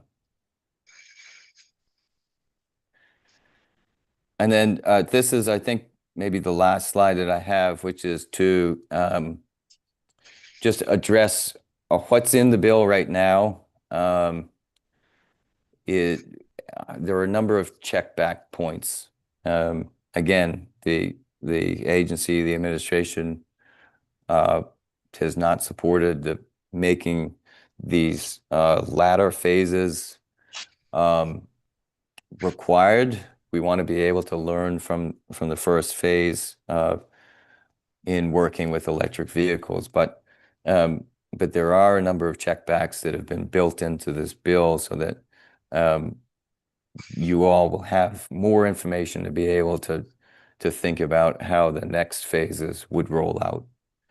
So in this, later in this year, we'd submit a communication strategy. It will have already begun in the summer, but you'll have a communication strategy that will walk through what we intend to do, not just leading up to implementation in January of 2027, but all throughout 27 leading up into 28. So we really have 18 months of to work with and being able to reach out to the public and the impacted parties, because people are going to gradually be introduced to this program. We'll have general outreach to all electric vehicle owners, but then each person is going to come into contact with the system through the registration process, and everybody's on a different schedule, and we'll be onboarded, and there'll be enough opportunity to first lay out what's going on, understand what their past mileage has been, and what they might expect for future bills. But they won't see their first actual mileage-based user fee until the second registration, or in some cases even a third. The other piece is there's a lot of reports, so asking the agency or requiring the agency to submit an initial transition plan by next January. So you have that information to consider with your next transportation bill. Looking at additional mileage reporting options to distinguish between the in and out of state miles. This was set up to use our existing system because that was the most cost-effective way to do it. But we know that we can make the system even fairer still if people have the option to be able to distinguish between in and out of state miles. It's not expected to be a concern at the outset because a number of states, most states, do not have a per kilowatt hour tax or anything that they're capturing on out-of-state vehicles.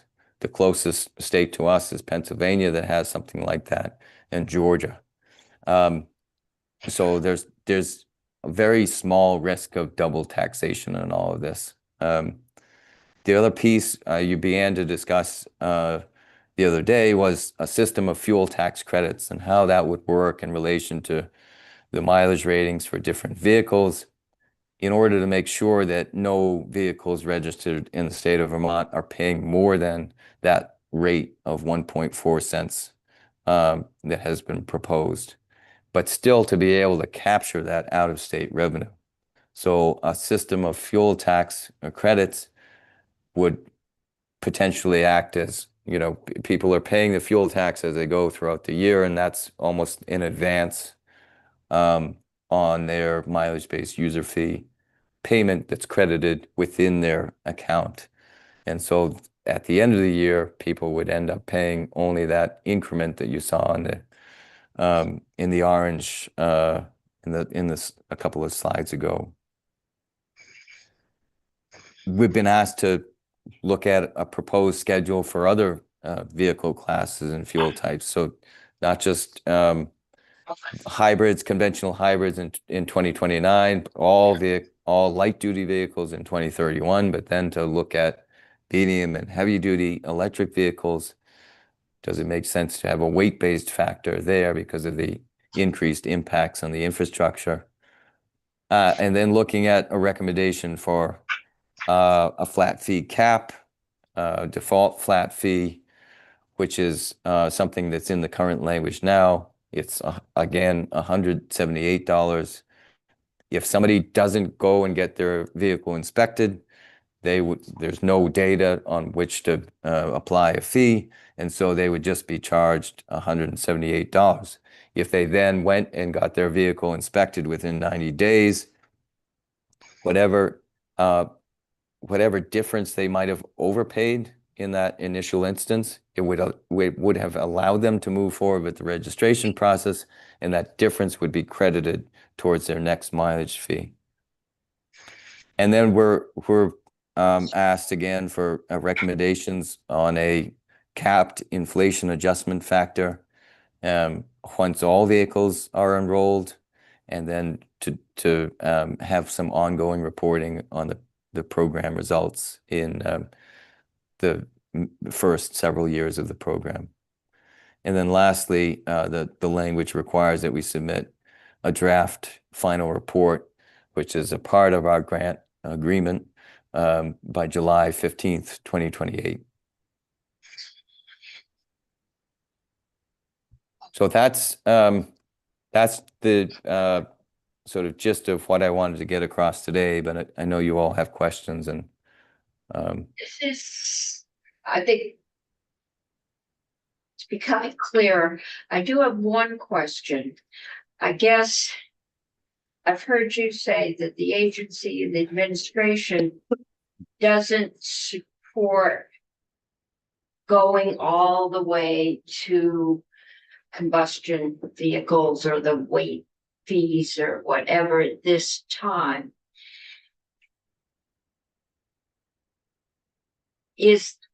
But does the bill assume that we are doing that, or it sounds like the bill is set out in stage steps, and is that something the agency can accept? If we vote the bill as is, we've taken jet fuel and the funding out of it, but sure. So yeah, I think as the secretary explained the other day, it's as I understand it, the agency and administration isn't opposed to that. We're just not there yet, and that what we want to be able to do is to learn from this first phase of implementation, and then to understand how things would work in a second phase of rolling it out to what we're talking about is many more vehicles. that come with even more complexity because you have to design a system of fuel tax credits for it to really make sense. And so I understand what the Senate Committee on Transportation was trying to do, basically set a marker in place in statute that would create the need to come back with all of these different reports and additional information to inform how that next phase would roll out. But I do think that there are things that would need to be put into place for it to roll out successfully. And that means that you would need to have language in there that does actually lay out a system of fuel tax credits. Because as it's written right now, it's you have both a mileage-based user fee, but no like repeal of the fuel taxes. So you have two systems working in concert. Okay, yeah, I mean, I So- think before it is set out in steps. I mean, first we do this, and then we do that, and then we do that, and I assume that you would remove the gas tax? No. you Well, don't. I think that's an open question, obviously, for you all to decide. What the committee had talked about is this system of fuel tax credits, which would act as sort of an advance payment on a mileage-based user fee. Oh, okay, so So that's if, fundable. If I go through $178 worth of gas tax. Which I get credit, so I won't be double paying. that's which- right. And that answers the concern I had about the little old lady that only drives 5 miles to church and 5 miles to the grocery store every week. Okay, And so in the agency's proposal, that young woman would only be paying up to the amount that she's actually driven and not up to that $178. So Damien can speak maybe to some of the language that may or may not need to be adjusted for that. But in the agency's proposal, we would like to see those that are driving less than that 12,714 miles, that they're only paying exactly the amount that they've driven. If people, drive 13,000, 14, 15,000, that they would then be, they would be paying just that flat $178. And then Okay. ideally that cap is lifted as you have more vehicles come in, because you do have more complications when people are paying both fuel tax and a mileage-based user fee. Because as you saw, I think from some of the slides, you can have a gas vehicle that's paying $200 some odd, and then we have a difficult situation created by having just a $178 cap. I guess what I'm trying to figure out is if this committee is comfortable with going with a step fee that you have laid out, what needs to change in the bill, if anything, to make the agency, i.e. the administration, comfortable? And then, so then we know what we're working with there, and then we can talk about what would make the committee comfortable. And Senator Heidi has a question. Thank you, Madam Chair. Patrick, I think this is helpful to understand this a little bit better. I mean, I have this similar concern that the chair has about the person who's driving only a few miles. I heard you talking about wanting to make sure that this is fair. And I think there are multiple sort of angles on fairness, and one is, double taxation. And then the other is if this whole concept is built on the sort of premise that we're charging people for the number of miles they drive because that's how much their usage of their vehicle is impacting our infrastructure, our roads, and we want to charge them based on how much they're driving, then it does seem like the out-of-state miles are relevant even if there's not taxed in another state, because they are being driven in New York or Ohio or whatever. They might not be taxed because they're an electric vehicle, but they're not impacting Vermont's roads because they're impacting New York's roads. But they're not paying a fee to New York. But they're not paying a fee to New York. But if the concept here is the more you use our roads, the more you should pay for them, then that's not completely consistent. And so, there's inconsistencies across lots of things we do, but I just, don't quite understand that inconsistency.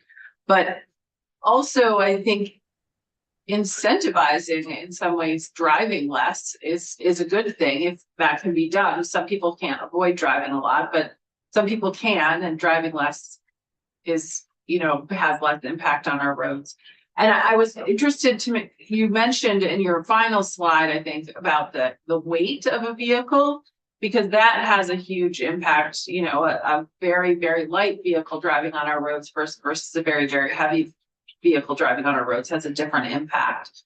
So is that currently, do we charge more right now for registration fees or something for heavier vehicles? Like Over Brent. 10,000 pounds. over Yeah. 10,000 pounds? Okay, so but that would be something you would put into this later, perhaps? Yeah, so the research shows that, light duty vehicles between, basically 10,000 pounds or below, there's very little difference in the actual impacts that those vehicles have on our infrastructure. So Okay. pounding the pavement. They're 10,000 above, there is research that shows that has a significantly higher impact. So obviously when you're talking about tens of thousands of pounds on the roads, that has a much higher impact. So it's not been considered for light duty vehicles, but Okay, it would be something that we would definitely look at, and that the legislation directs us to look at if we were to move towards medium and heavy duty vehicles. And Okay. the first instance of that would definitely be electric vehicles. So there are higher registration fees for and it's tiered based on weight. okay, And so, but I think you'd have to look at that comprehensively to understand the impacts, and then come up with a fair sort of calculation for that kind of rate. Want to go back to your comments about the in-state and out-of-state, and just re-emphasize that we understand it's not a perfect system. If we were to implement something right off the bat that uses technology-heavy solutions, so a plug-in device or vehicle telematics, to be able to determine in and out-of-state miles, the administration costs would be astronomical. got it. So the other states that have done that have seen, in some cases, still are not producing net revenue. So that's why we think that it's better to start with this simplified option where we already have an existing process. We're, passively obtaining that data and then being able to apply a fee.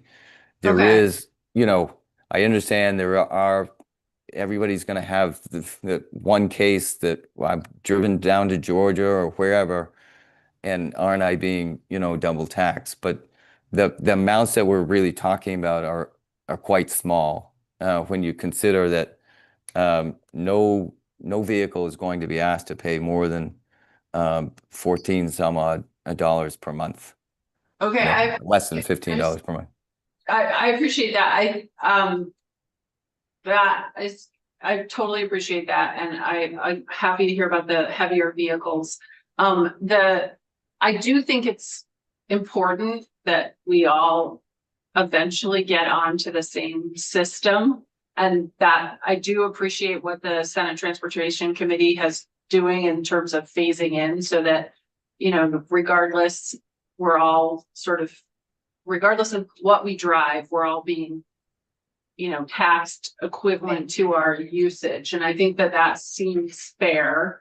And, you know, I don't like the sort of split that we have right now where people are pointing fingers at different types of vehicles or different types of people. So I think phasing into where we're all in the same playing field, I think is helpful. But my question, and I think you had a slide on it, just to make sure that the revenue actually is a positive to the T fund as you move into this new, is that true? I think there was a slide that showed that, but I want to just double check. Oh, you're muted. Sorry there.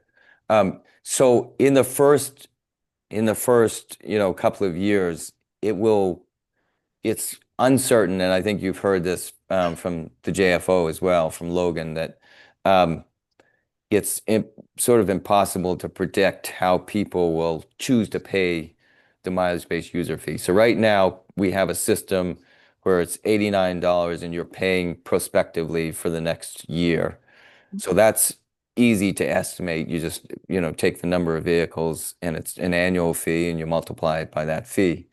How people end up choosing, you know, whether they wait until the end or, you know, that there's going to be a little bit of a messy period in between. But how we've proposed to phase it in is that you get to, until you have that first mileage reporting in the books, which is the first inspection after 2027, and then the second inspection after 2027. Until you get to that second point, you will continue to pay $89. So there shouldn't be any or much change to how revenues come in the first year, where it will start to get a little messier is if, you know, that second and third year as the transition works. Mm-hmm. At the same time, though, you have more electric vehicles coming on board, and so there's that other factor of uncertainty in terms of how many vehicles will be subject to that. Overall, net, this puts in place a system that not only allows you to sort of, you know, eventually you catch up, and not only allows you to bring in what's now probably about $1 million loss for battery electric vehicles, but it puts in place the system that will provide that opportunity to include more vehicles. Mm-hmm. So what we're developing here, what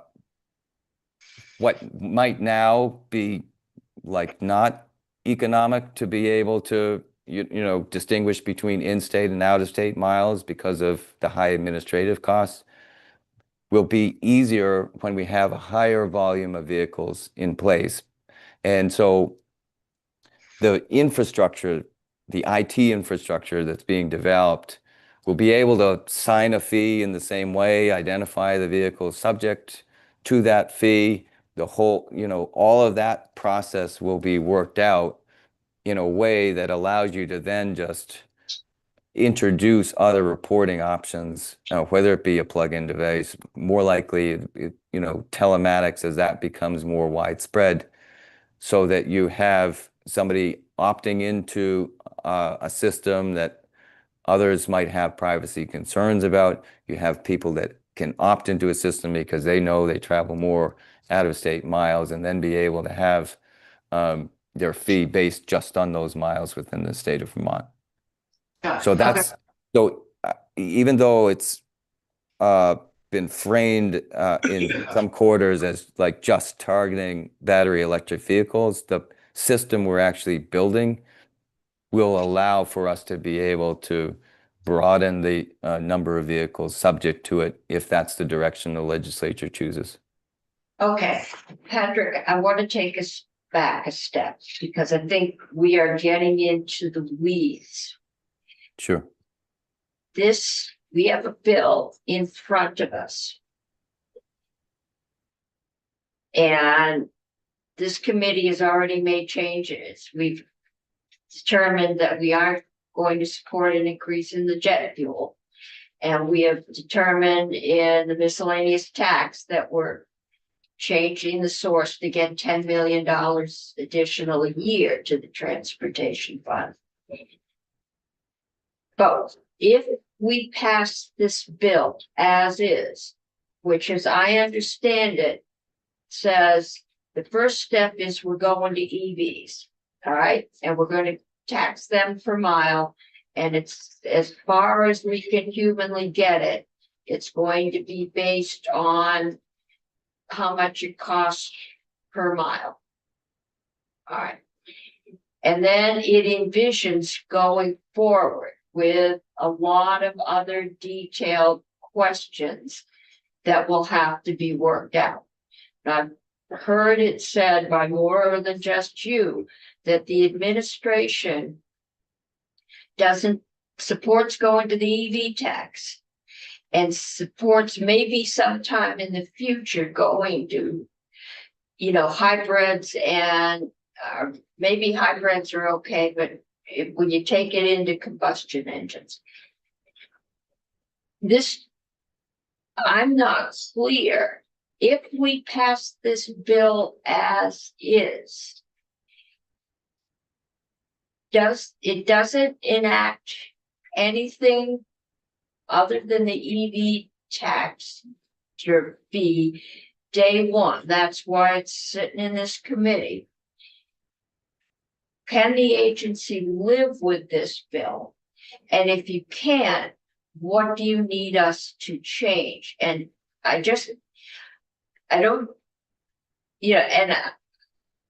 know that you can tell us that, but if you could bring us some amendments on Tuesday. Why are we asking them that? I mean, aren't we supposed to figure out? We are going to figure it out. Well, there is some uneasiness with the bill talking about where we intend to go with it, but it does nothing at this point, my understanding, with impacting anything on combustion engines. So I'm looking for general information.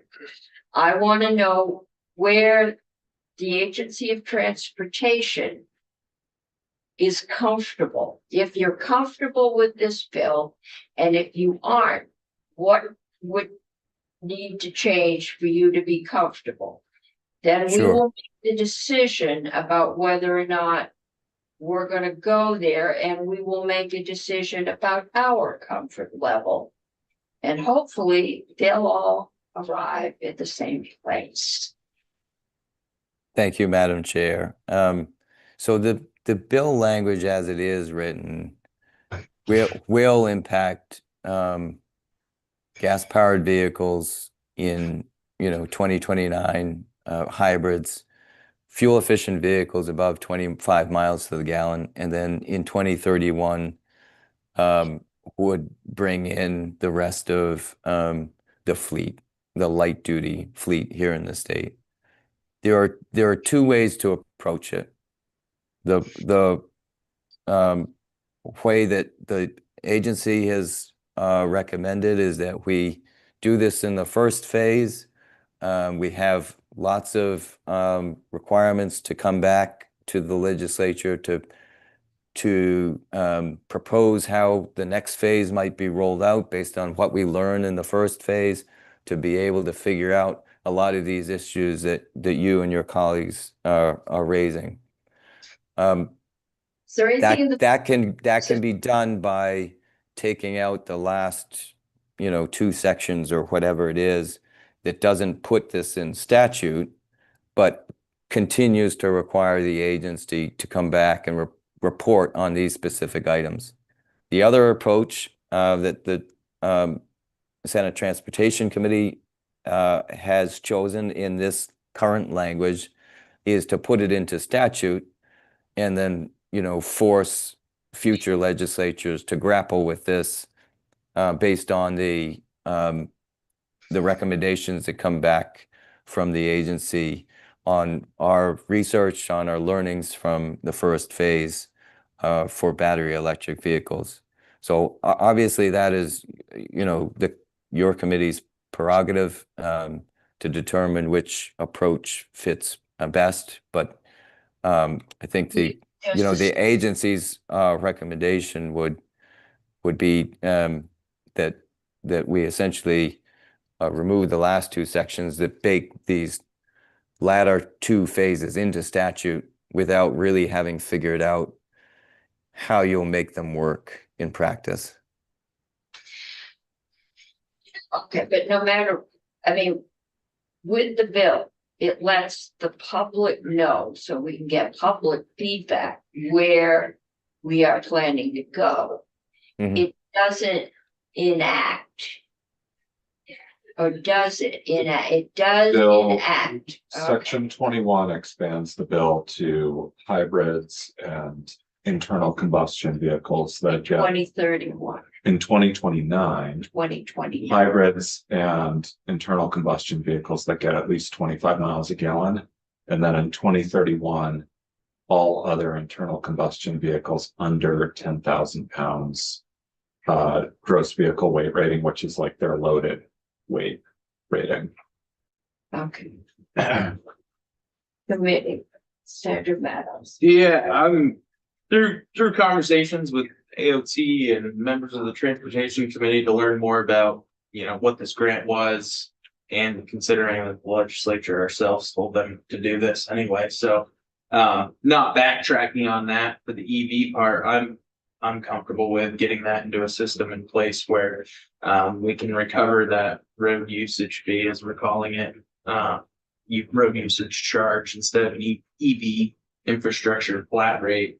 I'm fine with that part, moving with the EVs. It's the last few sections of the bill when it gets into the combustion section that I'm not comfortable with, and I would rather have transportation take a look at that than us in finance, and based on conversations that I They had. they sent it. to Yeah. us. But that's been since they did that, and I think I'd rather have transportation look at that and make those changes themselves.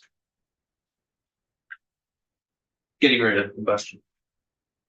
I'm ready to make the bill, but I So think I'll be having a lot of conversations over the summer, and I just think this has become so complicated, and it doesn't need to be. But Where do you stand? I think we should move the bill, but this has become so complicated, and it does not need to be complicated. And I'll just work with transportation. well, I'll say as somebody who drives a vehicle over 10,000, and if there is a cap in place and I spend more in gas tax, I'm gonna be a little ripped because I don't have, it's not a big truck by any means. And the cap is one of the issues I have. Right. Yeah.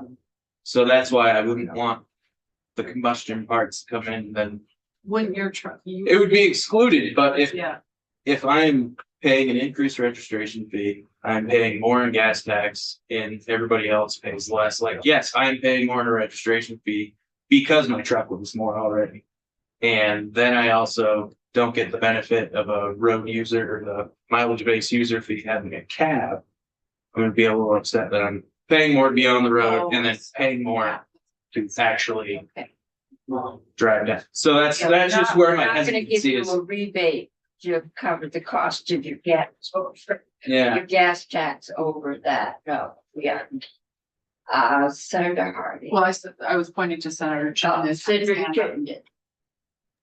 I agree with all the comments that were just made, and I would just add one more thing. I really agree with the administration's point of view on this, and softening or stripping the in statute pieces of Section 21 fine to continue to study this and come back and talk about how this could be in place, but I'm not comfortable with the MBUF for the same reasons Senator Beck and Senator Matos just said. I also respect the Transportation Committee and their hard work on this, so I'm fine with moving this bill forward, but I don't support the trajectory of this, and I would hope that they would reconsider it and maybe align with the administration a little bit more on what they're looking for.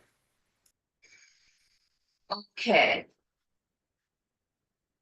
What I'm trying to figure out is, this committee want an amendment that would strike out, I think it's the last two sections, which Would be 21, 22, and 23. agree. So 23, it essentially, it is contingent on it expanding to all internal combustion vehicles, but if you're not expanding to internal combustion vehicles, it probably doesn't make sense in there. And it could lead to confusion because the effective date is 2031 or when all internal combustion vehicles are subject to this. So it could be something that comes back as part of the reports, and the reports are in the sections preceding that. They're already reporting back on expansion and the flat fee, whether to keep that, whether to adjust it, credits if they expand to internal combustion, et cetera. So Okay, so if we strike those sections, I think I'll get you sometime. Okay. I think it's helpful if we could say the agency shall evaluate that information and then bring back a plan to expand, because this is not going to solve the funding problem from what I've seen at all. Helps. And it will help. Yeah. But it's not making up for my vehicle. When I was driving a Mercury station wagon, I think I got 10 miles to the gallon. It's going uphill. I'm now getting 35 and I regularly get 50 on the highway. I'm definitely not buying as much gas as I used to. But I am driving as much as I did when I had the big Mercury station wagon. So, and I complain about the potholes as much as anybody else. So I think that's the question, is there, what this bill is envisioning is moving to a system where everybody pays based on how much wear and tear they put in the road. I understand that there's an obvious inequity right now because some of us are paying that fee through the gas tax. The easiest thing to get combustion vehicles would be to raise the gas tax, but raising a tax has been ruled unacceptable at this point.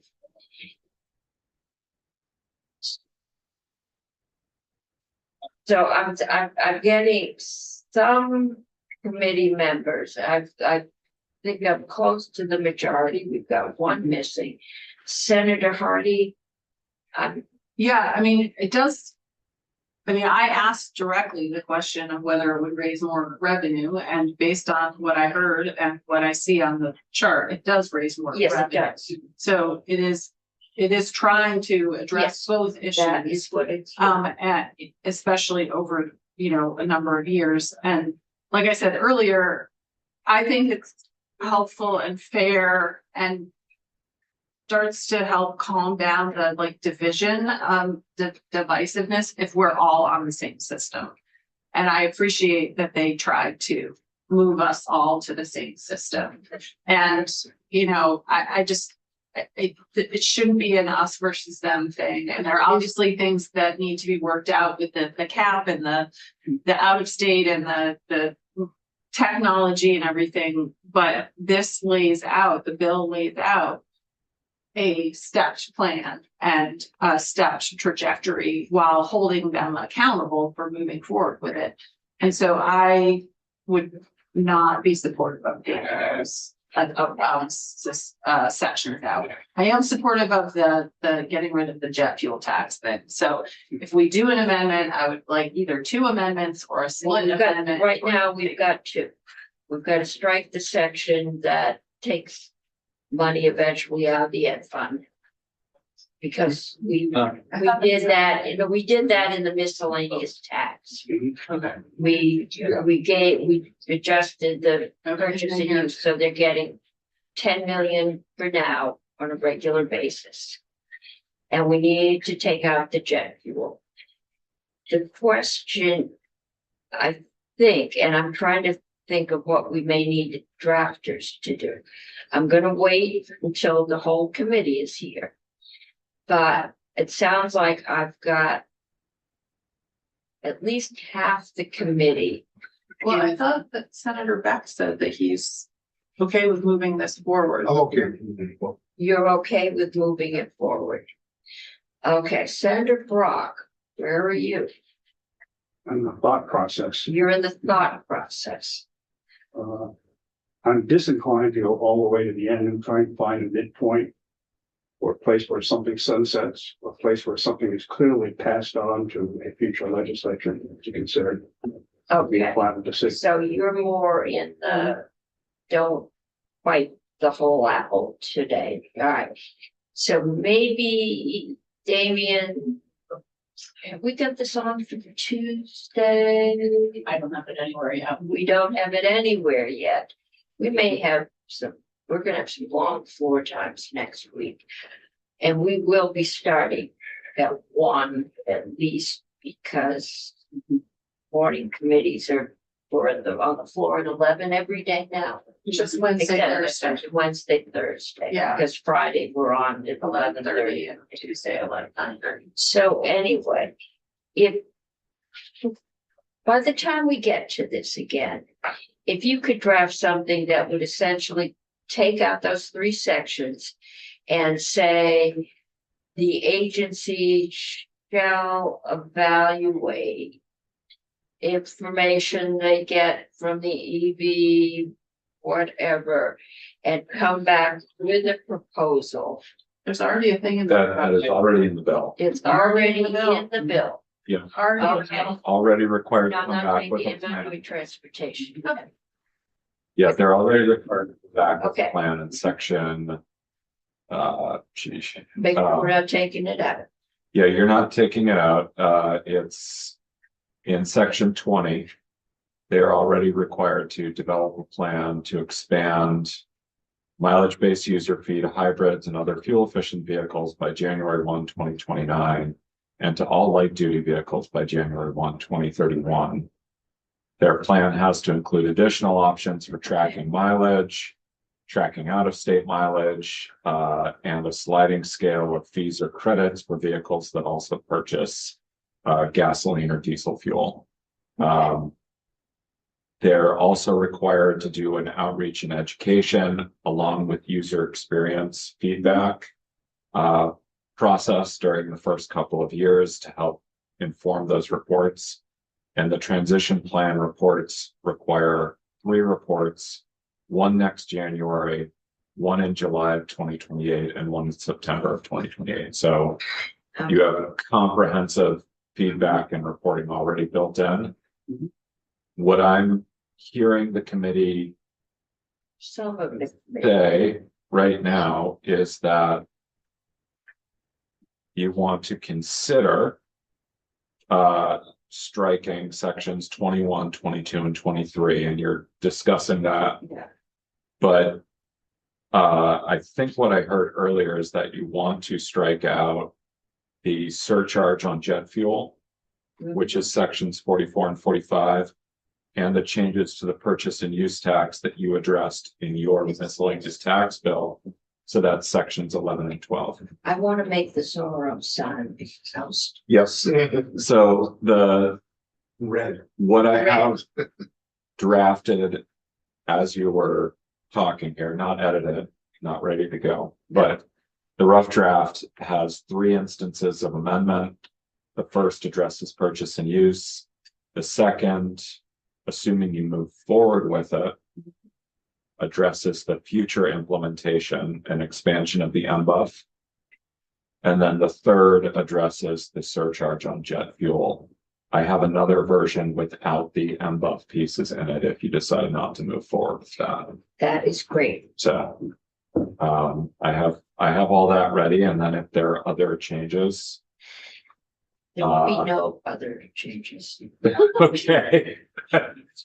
But I can get both of those edited Okay. and be ready to go for Tuesday. Yeah, because we're getting I know you're- into gray areas. I could probably justify this saying we're not going to commit to future fees at this time. But I think that's as far as we're going to go today. Hopefully everyone will be here on Tuesday. And well, whenever we get this in, I think we'll have a little, We'll put it on the end of the day. yeah. Yeah, we'll come back. Okay. We're about 7:10. So 7:10. This is. I have been told that the senators from Bennington would like natural resources to actually take a look at and have possession of 710. Oh, That is the energy generating, that's the 2 driveways, 2 transmission lines. And we need first to amend that, and I don't have a draft here. We have to amend it? we have to. There is an agreement that got sent to us. This has the not requiring the separate driveways and yeah, and it had a whole decommissioning. So when the life of the solar field goes away, and there was still an open question like who would pay for that. I was told, and we got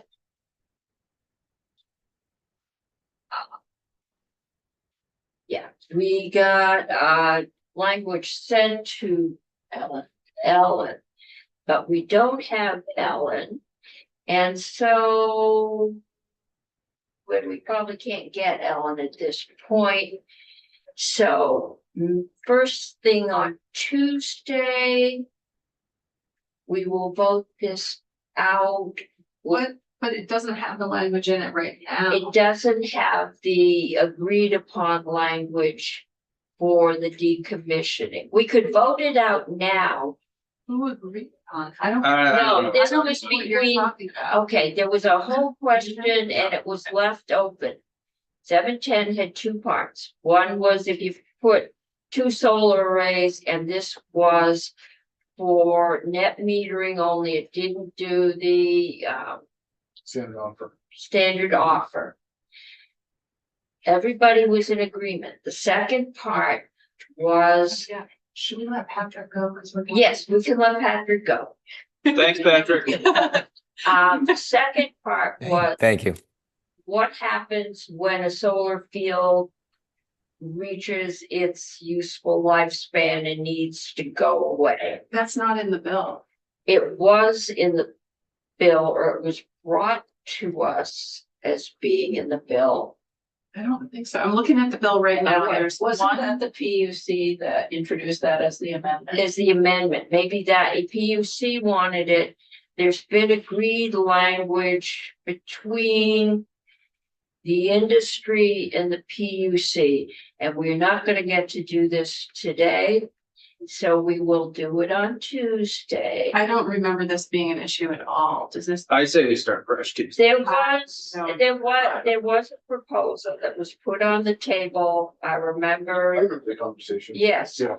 I mean, And there was an open question on what happens if this company from China just walks away or somebody goes bankrupt and who's got the money? And there was a proposal for a reserve Now it's coming. fund Yeah. to cover those instances. Yep. And that's the language that has been agreed upon, but we don't have it. So we will wait for Ellen and we will do it on Tuesday and but this is a simple little bill. I don't know why we had the concern that it would do something to the Bennington proposal it resulted in many lawsuits apparently, but that is a standard offer project. And this is only for net metering projects. It doesn't impact standard offer. And we were all set to go. And then the senator from Bennington asked if we would wait while Natural Resources looked at it. Why they need, but he has said that he would prefer that they take possession. If we don't want them to take possession, we can vote it out. I was trying to be neighborly, but I don't see where this gets into natural resources. This is utility regulation, decommissioning funds. And I think it's about citing solar, Yeah. so so there's land that's use the issue. thing Yeah. that, but okay, so we will get Ellen whenever we can. We will vote this out as soon as we can. And we will get a clean copy for everyone To make sure we understand it. to make sure we know what we're doing. It's always good. And I will not have to remember to bring why they brought my script down here where I will forget it. I don't know. But I won't bring that up, so, because I won't do it on Tuesday. And maybe by Wednesday we'll be ready to do that. Okay. It's been a long week. I think we have another long week. I know we have long weeks